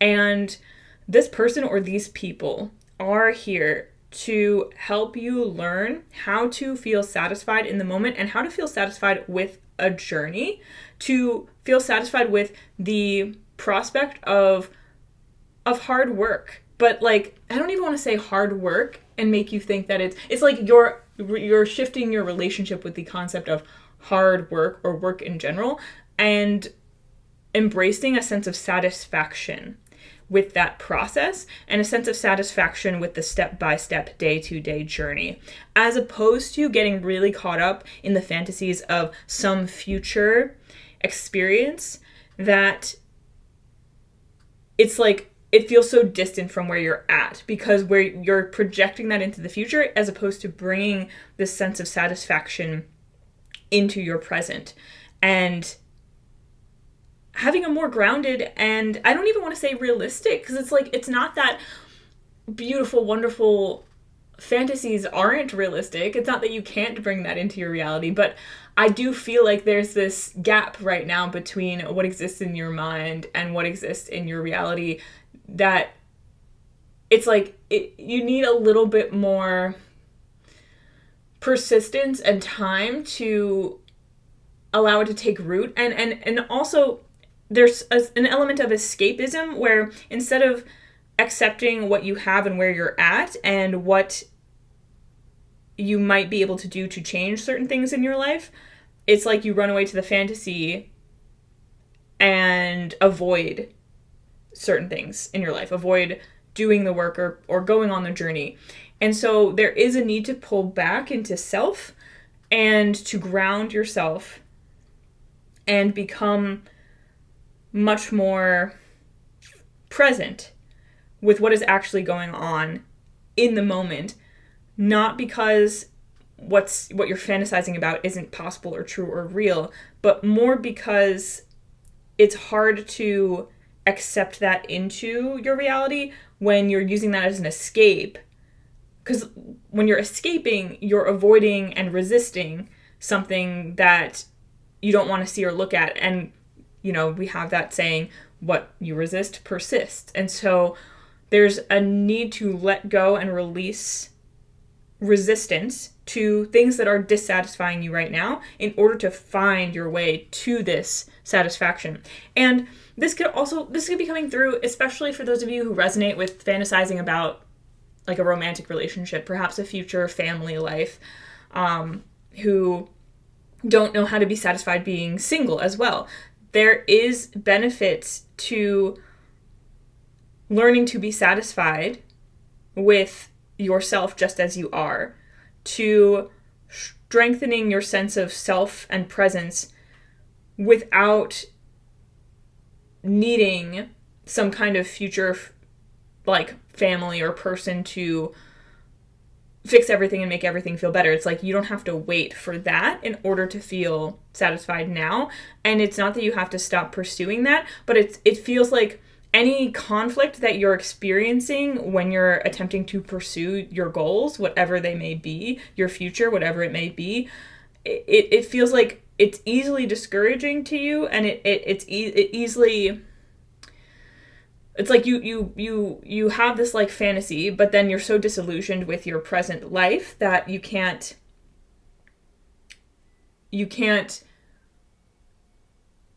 it's like it remains fantasy. Like you don't really believe in it, I guess is what I'm saying. Like you don't really believe in the fantasy. Like you want to, but you don't really. And a way to and what this person is helping you learn is how important that inner sense of satisfaction is, how important that ability to stay present in the day-to-day is, and to not get lost in the imagination of something. Because it's like, you know, and if you're here, you're probably familiar with a lot of spiritual concepts, manifestation, and things like that. And there's, of course, practices like visualization and living in that moment that you want. But sometimes people can get caught up in fantasizing and imagining without actually living in that, and without actually believing in it, keeping it all in your head instead of like embracing it into your body. Like I feel like there's like, oh, with the Six of Wands here, that the like little blue balls of light here that are going like kind of up through these, like, I don't know, are these laurels? What are these? Yeah, the crown, you know, that this is like is this the laurel crown? I can't remember. The point is, these little balls of light are reminding me of the chakra system, right? And so it's kind of like you're up in your head fantasizing, but your lower chakras need some more, like, you have the vision, right?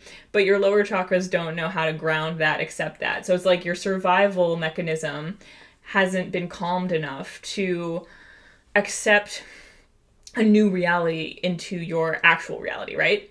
And so the only thing that's really keeping you from your imagined futures, from some of the beautiful things that you can think of and want to bring in, is honestly, like, it feels like a fear of conflict and avoidance of conflict that is, it's just making it hard for you to live in the present, especially in relationships or in whatever it is that you want to pursue. Like, for example, if you resonate with the idea of having like this like idealized future of being a musician, right? And wanting that feeling, that amazing feeling of being in front of a crowd and of expressing yourself and everything, the actual realities of some aspects of fame and of some stories that you've heard a lot of horror stories as well about what it can be like to be famous. It's like you're living in conflict with the potentially less satisfying parts of that life. And so therefore you just never get to the point where you're comfortable actually stepping into it.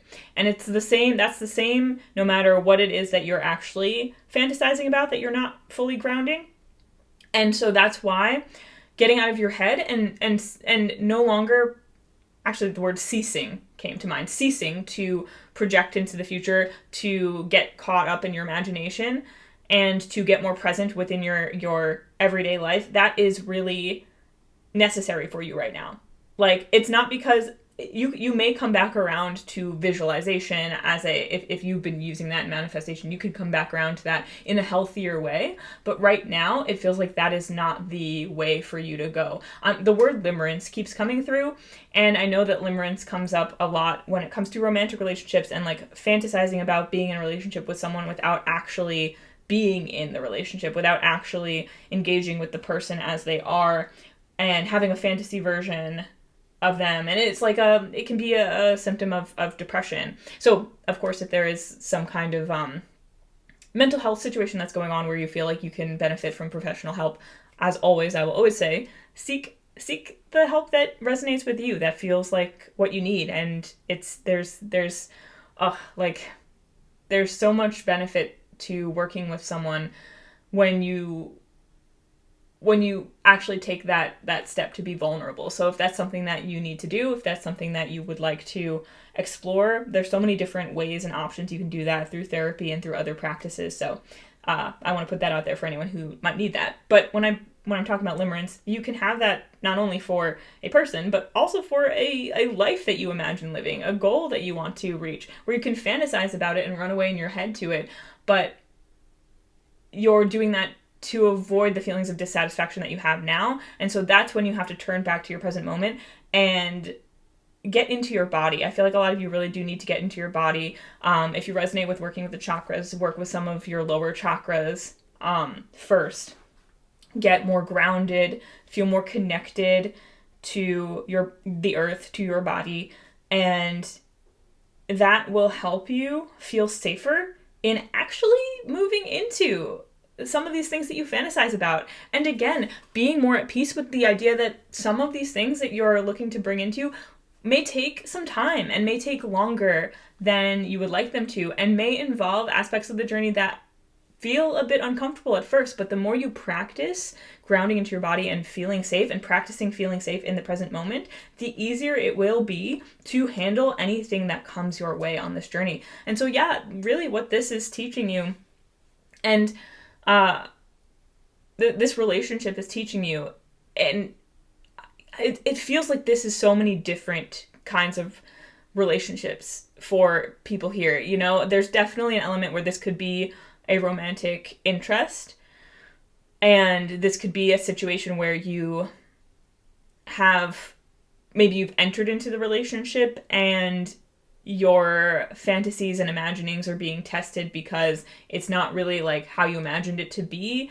And as long as it's, as long as it's a healthy relationship and as long as it's something that you continue to want to pursue, it's something that's helping you it's forcing you really to step back and be present in it and to embrace a journey of getting comfortable with the realities of relationships and moving into a space where you feel safer in relationships, so that whether with this person or a future person, you are able to ground that fantasy life that was once so distant from you. You know, it's embracing the fact that it might take a little bit of time to feel safe in that success. But this could also be someone who is serving as an example for you because of how they behave in the pursuit of their dreams, and is showing you a new way to do it that is much more grounded and present and less based in escapism, fantasy. And it's helping balance you out. It's helping encourage you to go within and to find ways to feel safer to pursue your dreams and goals in a similar way. Yeah. And this could also be, if it's not a romantic relationship you're in, if it's not a person or people who are showing you how to live how to pursue your goals in the way that you want to, it could also be this could be a romantic couple who's showing you how to a practical vision of how to ground a healthy relationship into your life as well. That's something that came through. And these can all be quite specific, so claim whatever resonates with you. But the overall message is definitely of learning to step out of your fantasies, out of your head, and into your present, and ground safety in your body so that you can feel safer moving through any potential conflicts or struggles that could come alongside with a beautiful vision or goal or dream that you want to bring into reality. Knowing that the more you practice feeling safe in that, the more you will be able to step into that vision for real instead of just keeping it in your head. Yeah, so we're stepping out of our fantasies and dreams and into actual, like, grounded reality, which involves some of your fantasies and dreams actually coming true, and may also involve you reevaluating what it actually is that you dream of and really want in your life as well. So with that all being said, I'm going to get your closing advice from the Feminine Archetypes deck, and these all have female figures, but you don't have to be feminine or a woman, or this person doesn't have to be either.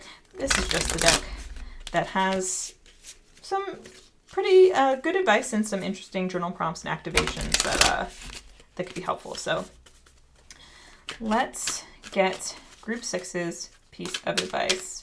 Also, Group 6 and the 6 of Wands. Again, the number 6 also just might be really significant for you. Color purple, number 6.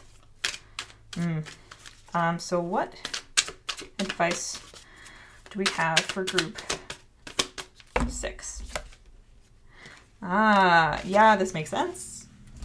We have the Drudge here. This is a shadow aspects card. It doesn't matter if you get a shadow or light aspects card, because either way they have some good advice that can help you move out of some difficult energies and or into more desirable ones. So we have the Drudge. I'm going to read this description of the card and the divination, and then I will also let you screenshot so you can read the journal prompts and the activation. So if you want to do those on your own time, you can.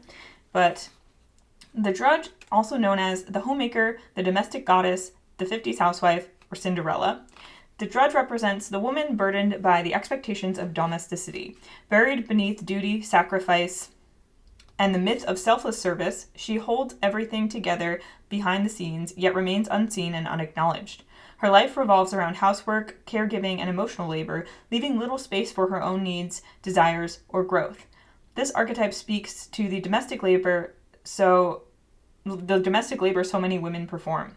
Traditionally romanticized but rarely valued as real, demanding work. The drudge may struggle to voice her needs, set boundaries, or ask for help. Over time, this can lead to exhaustion and burnout, resentment, and a loss of identity. Conditioned to equate love with sacrifice, she may not realize how deeply this role has defined her, or how far it has pulled her from her own dreams. The drudge highlights the emotional cost of being the one who constantly gives, the cultural devaluation of unpaid domestic work, and the societal expectation that women prioritize others without acknowledgement or complaint. Yes, and for me, there's something here about accepting and valuing the day-to-day labor, the day-to-day work that can go into creating a dream, creating a goal. And for some of you as well, there could be a tendency to delay delay the realization of your dreams due to feeling like you have to take care of day-to-day things that always get in the way of you pursuing your dreams without, and it's almost like it can come as, it can become an excuse. It can become a way to avoid taking the actions that you know you need to take. I do feel like for a lot of you though, this is also about the day-to-day and the less glamorous tasks and the less glamorous aspects of the dream that you are looking to bring in that you are not part of your fantasies, that you don't value as much, and therefore can cause conflict with you when it comes to actually pursuing the goal and accepting that part of it is going to deal with things that are less exciting or less comfortable. But as you move into a space of presence and satisfaction with your life, you might find that some of the things that once were difficult for you to accept about your journey, things that you thought were more boring aspects of what you want to create, or just like this is like drudgery, you know what I mean? It might actually become more interesting and fun for you. Actually, the example that's coming to mind is my mom and I are working on taxes, and that has been something that used to feel overwhelming and also boring and frustrating to work with. But we were dealing with something where we were figuring out some numbers, and my mom actually came to me and said, I actually realized I really want to be more involved in this process. And I realized when I was figuring some things out with the numbers, it was actually kind of fun and more interesting than I thought it would be.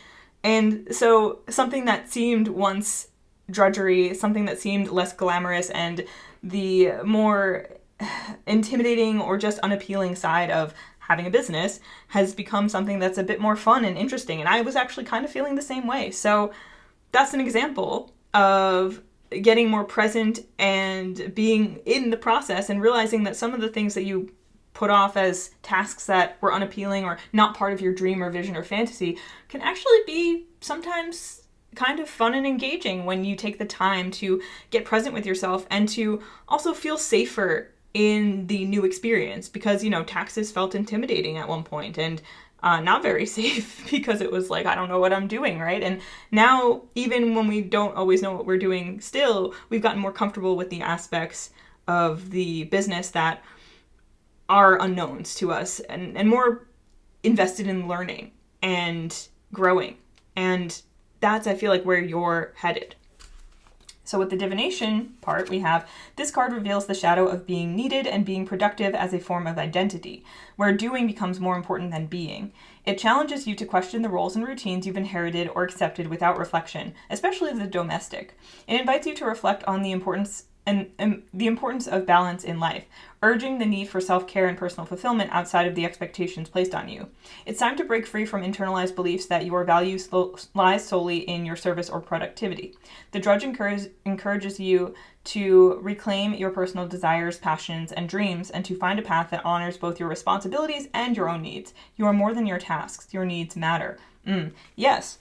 And so while the message I'm getting from this card, it might sound a little counter to some of the messages in the booklet, I actually feel like it's the balance of both, right? So it's not getting caught up on, because for some of you to accomplish what you want to accomplish in life, some of the tasks that you might be perpetuating now in your life might not be contributing to bringing that future in, but you've gotten so used to feeling needed and productive by behaving in that way or doing those tasks that it might be hard for you to realign with new tasks, with the new things that you want to do that will bring in a different life, a different future. And again, that feels like what you are learning to do. Instead of running away from the drudgery that you don't want in your life, right? With fantasy, it's like learning to tune into the present moment. Take care of yourself, get aligned with the potentials of the future, with the unknown, with changing things up, and then accepting the new tasks and potential challenges in your life in a more aligned and present way. So you're not just going through the motions of your old life and imagining a different one. You're actually going through it presently, taking action that is aligned with what you truly want to do instead of what you have a habit of just doing every day.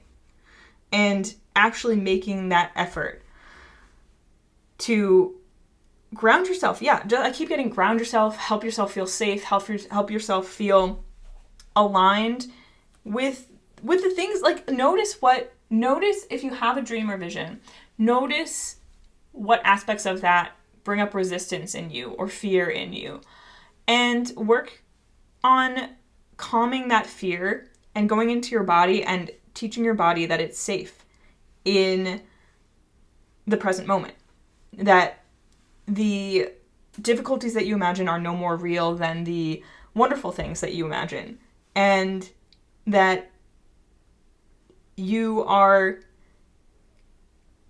capable of handling anything that comes your way, but you also don't know exactly how things are going to play out. But that's the beautiful thing. That's the exciting thing. And so if you can learn to feel more grounded and aligned with the unknown and step out of your regular routines and accept new tasks and new possibilities into your day-to-day, slowly, one at a time, however you want to do it, that is going to, again, like I just heard, that's going to catapult you actually into a life of your dreams that may not look exactly like your fantasies, but that's okay, because as you go through life, present moment to present moment, your vision of the future and what you want may change, may shift, and you will be able to align with and move with that, with life more easily if you can accept that and let it play out, that balance between structure and flow. And that's what we're really balancing out here. And I do keep coming back to like the chakra system, the lower 3 chakras, about safety. Those are your survival chakras, right? Grounding your survival needs, understanding that survival mode can look different for everyone, and some people go into fight, some people go into flight, some people go into fawn, some people go into freeze. Yours might look different than someone else's, but that doesn't mean that you're not experiencing survival mode. So being more aware of when you're experiencing that and learning how to ground your body, learning how to bring your body back into alignment and care for it in those times is key here. It's really key. I also want to just hold the booklet up for you so that you can see the journal prompts and the activation. And if you want to pause and read it or screenshot it, you can do so now.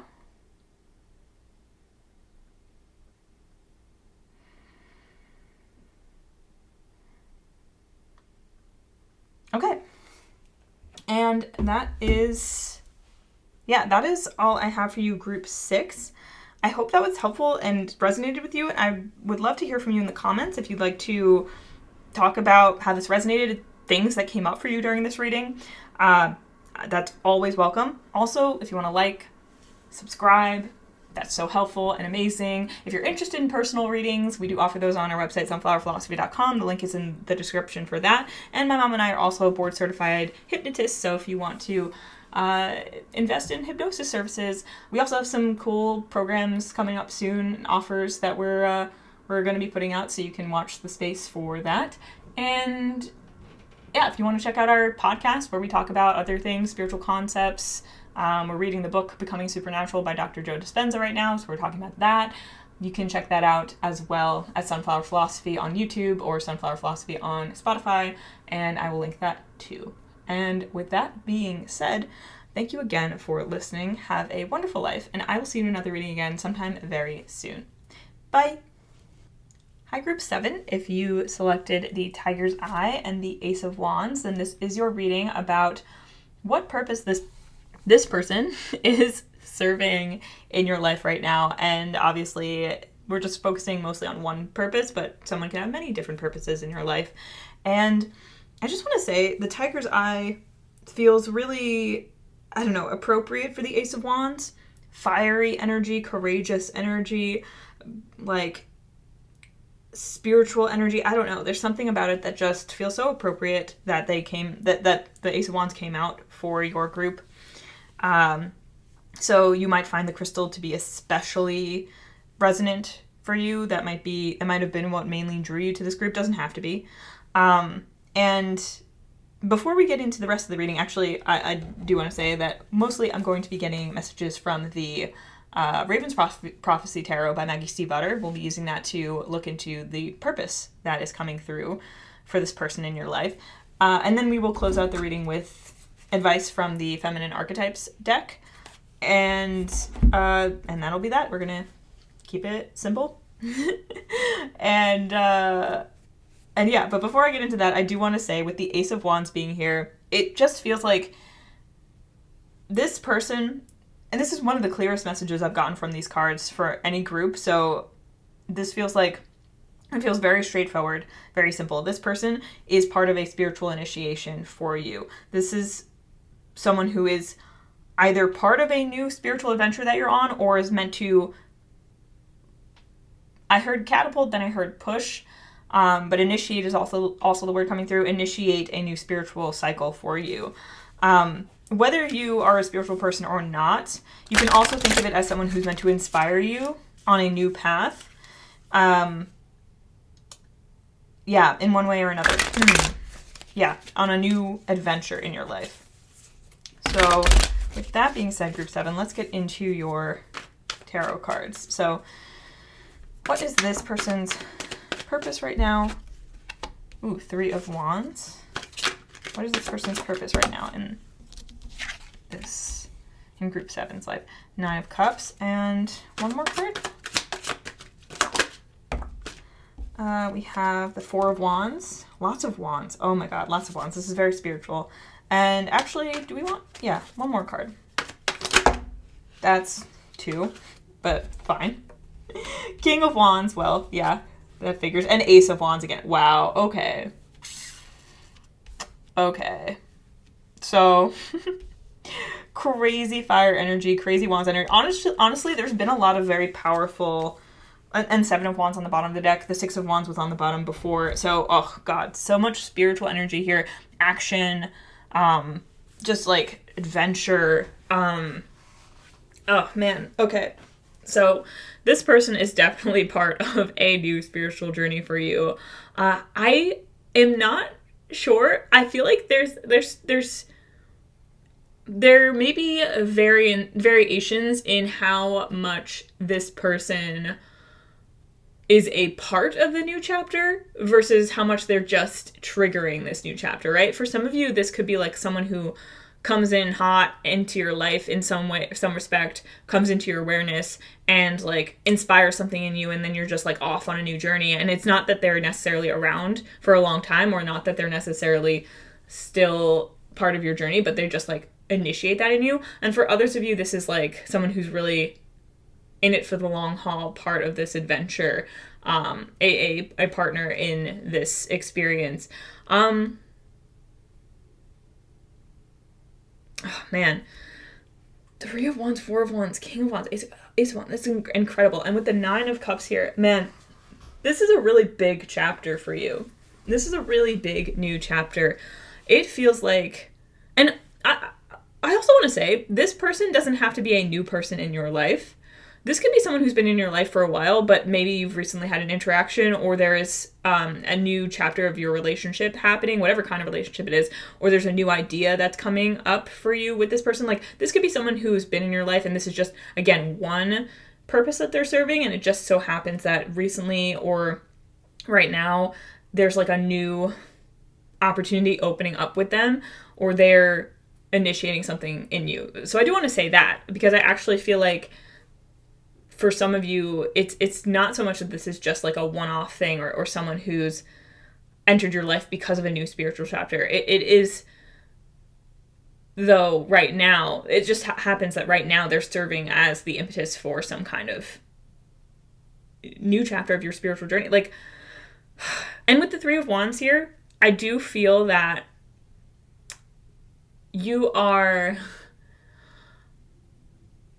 just at the beginning of, like, there's just like, you're stoking the fire, right? With the coals here, you're protecting the fire, you're stoking the fire. It's almost like there's been in like a dormant fire, a dormant energy within you that is waking up, or has woken up. It's possible that you recently have gone through a lot of really intense energies. So if that's the case, and if things are starting to settle down now, then it's likely this was a purging of sorts. This was a release of energy of old beliefs. It might have felt kind of a lot, but it feels like what it was doing was like almost like a fire flaring up, releasing some energies, and then settling down, calming down, so you can stoke a new fire, so you can set a new intention and move into a more, like, I feel like this is like this Nine of Cups here is like this clearing, like this is like the clear skies after a storm.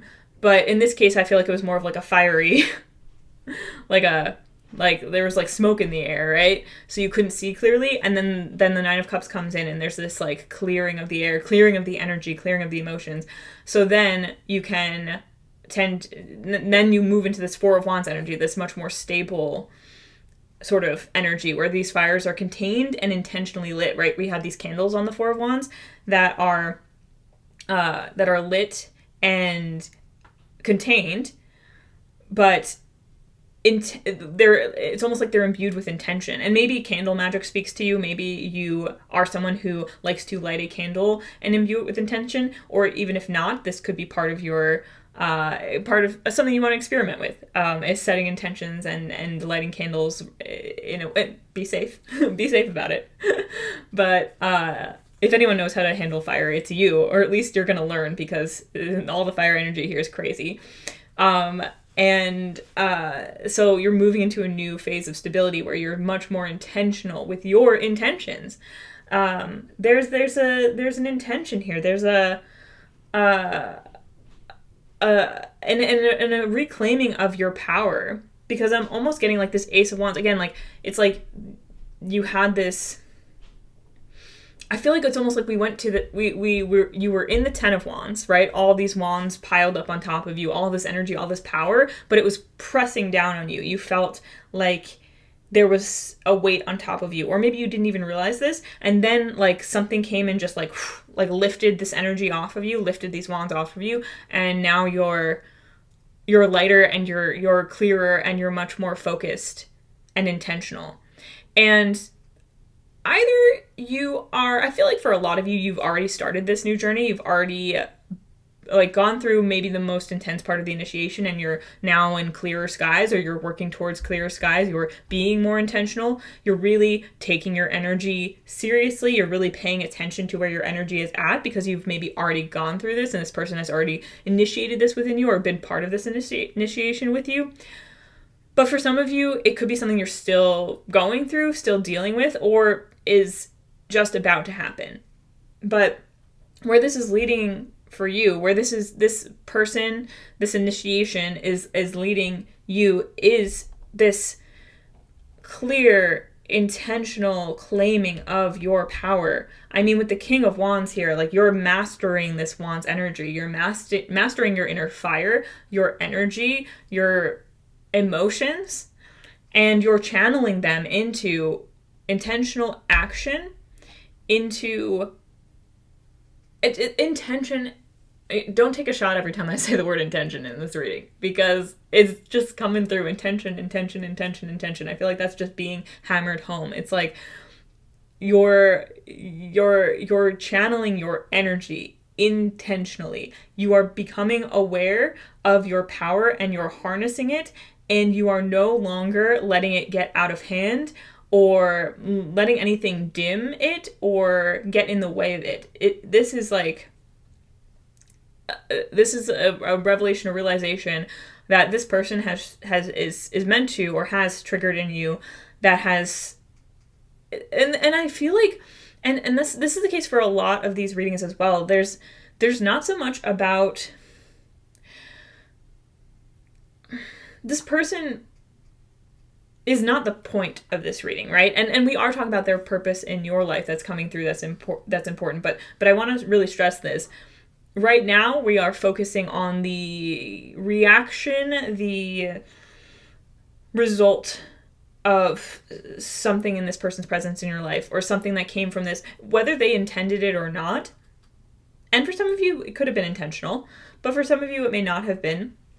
Either way, we are more focused on what this is bringing out in you. And this is bringing out like this clear intention to claim your power. And honestly, that's the only way I can say it. It feels good. It feels like something that could have been a little bit scary for you, might still feel a little bit scary for you. Seven of Wands was on the bottom of the deck in another group, but it's also on the bottom of the deck for you. And that is protection, but it's protecting your energy, because you're taking your energy seriously. It's similar to a short that actually I put out recently, but whenever you're watching this, who knows when that was. Right now I'm in February of 2026. So there's a short that came out in February of 2026 with the King of Wands in it. That is about taking your energy seriously. And I feel like you're really embracing this idea that your energy is magic, it's potent, and it's meant to be cultivated. And you're really paying attention to anything that gets in the way of that. Any thoughts, rumination, any energies that come over you that feel like they're sucking or draining the energy out of you. Anything that you're giving your attention to that feels like it's sucking or draining your energy out of you, like you're being very aware of that, and you are being very... I'm not going to say the word intentional again. Oh my God. You're being very clear about what you will give your energy to and what you will not. You are taking the time to cultivate your energy, and you may have practices that you already do in order to do this. If you do not, then this is a call to take up practices that are meant to align your energy, cultivate your energy, and direct your energy towards visions or actions that you want to see in the world, that you want to see in your world, in your life. Like you are, this is like, listen, everyone here, I feel like every reading today has had some element of claiming your power or reclaiming your power in here. The Queen of Wands has come out a lot, with the King of Wands coming out here. Like this is true mastery. This is like, enough is enough. I'm in my power here. And this is like a deeper and very mature understanding of what that looks like and what that means, that than perhaps where you've been before. And something in this person has brought that out in you, or called that out in you, or just something in this relationship. But it's really, this is really about your inner power right now. And it's becoming outer power, right? The King of Wands is the ultimate king of this domain. And honestly, I want to say this: King of Wands, gender neutral. Actually, in the booklet for this deck, the Raven's Prophecy Tarot, Maggie Stiefvater describes all the kings with the pronoun she. So all of the cards are described with she, pretty much. So, just want to put that out there, you know? Because I do feel like whatever gender you are reading this, it doesn't matter. And that's something that's really important to know. Like, you are this King of Wands. You are becoming this King of Wands. And it doesn't matter what your gender identity is. It doesn't matter, like, whether you identify as feminine or masculine or whatever. It doesn't matter. You are this King of Wands. This is about power. This is about power. It's about your personal power. It's about empowerment. Empowerment. And using that empowerment to affect your reality, to actually take action and make change, right? And so there is some way in which you are meant to be doing that right now. You are meant to be taking action, to putting yourself out there, to and to be doing so in a way that is aligned. You're reaching a deeper level of alignment, of satisfaction in your life, and of clear direction, and of intentional action. That it feels so much more. It feels manageable and organized, but so powerful. It's like it's like someone going from I wish I could there I don't have like a specific example that's coming to me, but you know that storyline in stories about people with magic abilities where they before they understand how to use those abilities, the power can maybe be uncontrollable or burst out of them at unexpected times, and they just don't know how to control it. They don't know what to do with it. And then they learn how to do that, and then they become so much more powerful because they can direct it with intention. That's like what is happening for you right now. That's like what's happening here, okay? And so, again, like, I feel like something that either that happened recently with this person, or just like meeting this person, or something that they said, whatever it is, initiated in you this journey that is bringing you to this place. And it doesn't mean you have to feel like this King of Wands right now, all day, all the time. This could be a longer journey for you, and this could be... You could be at any point in this journey, actually, because you could be asking about someone who you met or knew a long time ago, or who initiated this in you a long time ago, and maybe you are just looking back and wondering who they are. For some of you, that is the case, and you are, you may already be feeling this King of Wands energy, and honestly, if that's you, you probably already know this, and you're just like, yeah, I mean, honestly, in tarot, I'm aiming to be telling you things that you already know, and that will resonate with your inner knowing. So that's always the case. But, you know, you might be very close to this truth. You might understand this for yourself already, and you're just like, yeah. For some of you, you may be much closer to the beginning of this journey, and so there's still so much more to learn to get to this King of Wands place. But as long as you know that is where you're going, and that's possible, and that's what is happening for you,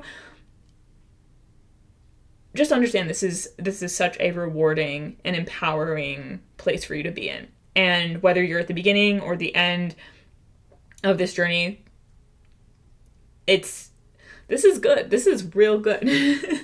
This is you stepping into your power for real. And I mean, I don't know, there's nothing else to really say, because damn. I'm impressed. I love it. It's like, I can't even describe what I'm feeling right now, but I'm feeling it. I'm feeling that power from you. So with that being said, I'm gonna shuffle up the Feminine Archetypes deck and get you a closing piece of advice for this reading. So what is the closing advice for group 7 that they need to hear right now? Also 7, your group 7, deeply spiritual, you know? What is... Also, like, tiger's eye of the tiger, you know. You know what I'm saying. Yes. Power, directed action, clarity, satisfaction, clearer skies. Ooh, yes. Taking your power back, like... You know, if you're someone who resonates with the idea of, like, the Matrix and, like, escaping the Matrix, or just being free from, like, controlling entities or ideologies or manipulations or society or whatever, like, this is freedom. This is pure freedom right here. That is either what you have been initiated towards, or where you are reaching right now. Like, you're at that stage. Either way, like, that's where it's headed. So, okay. Group 7 to die. Also, I keep thinking group 4. So 4 might be an important number for you. What is Group 7's advice? What is our closing advice for Group 7? The bookworm. Okay. So we're going to read this from the book. But this feels like for those of you who are more towards the beginning of this journey, if you are more in your head, you're busy reading things, you're like in the learning process, this is urging you to get to the practicing process, get to the action-taking part of the story. This is letting you know that it's time to take what you've learned and act on it. But let's read the bookworm and see what wisdom and guidance is here for you.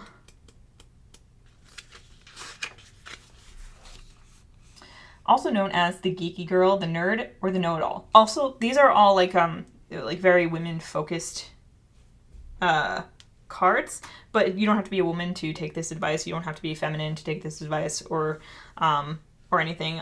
You can, this can apply to anyone, so keep that in mind. The bookworm is the girl who lives in her head, sharp, curious, and immersed in her inner world. She finds refuge in books, fandoms, games, theories, or academic pursuits. Her intellect is a powerful gift, but one she may use to shield herself from emotional vulnerability and the unpredictable nature of real-life connection.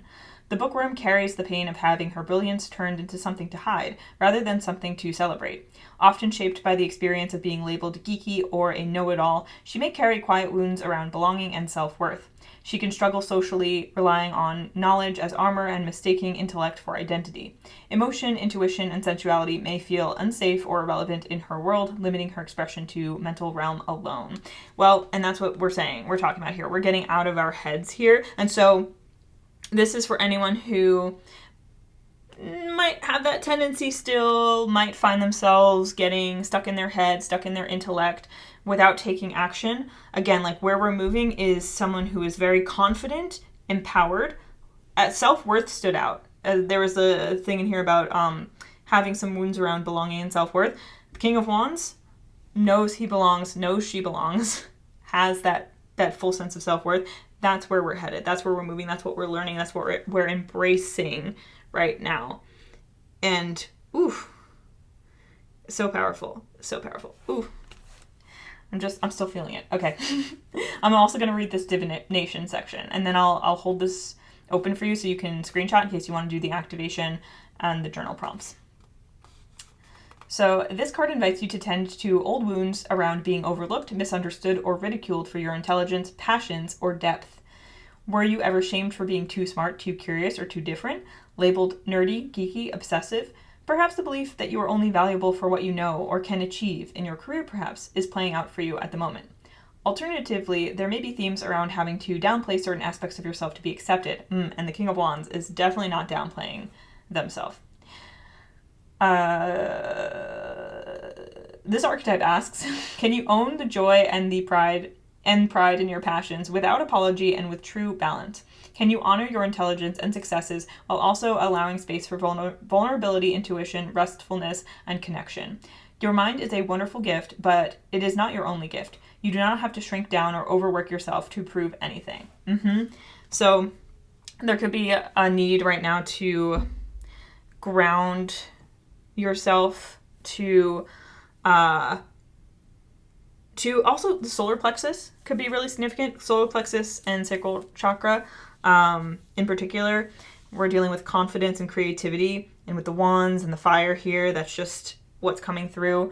And so anything that's lingering around this, if any of those limitations or wounds resonated with you, that is where you're being called to reassess, to tend, to care for yourself, and to reassert your confidence, to take back your confidence, to be aware of if that is still preventing you from taking your full power into account and from acting on your dreams and desires and from acting on your spiritual impulses as well. So I am also going to, as I said, hold this book open for you so that you can screenshot or read. You can pause it and read or screenshot the activations and the journal prompts here. So you can do them yourself if you would like.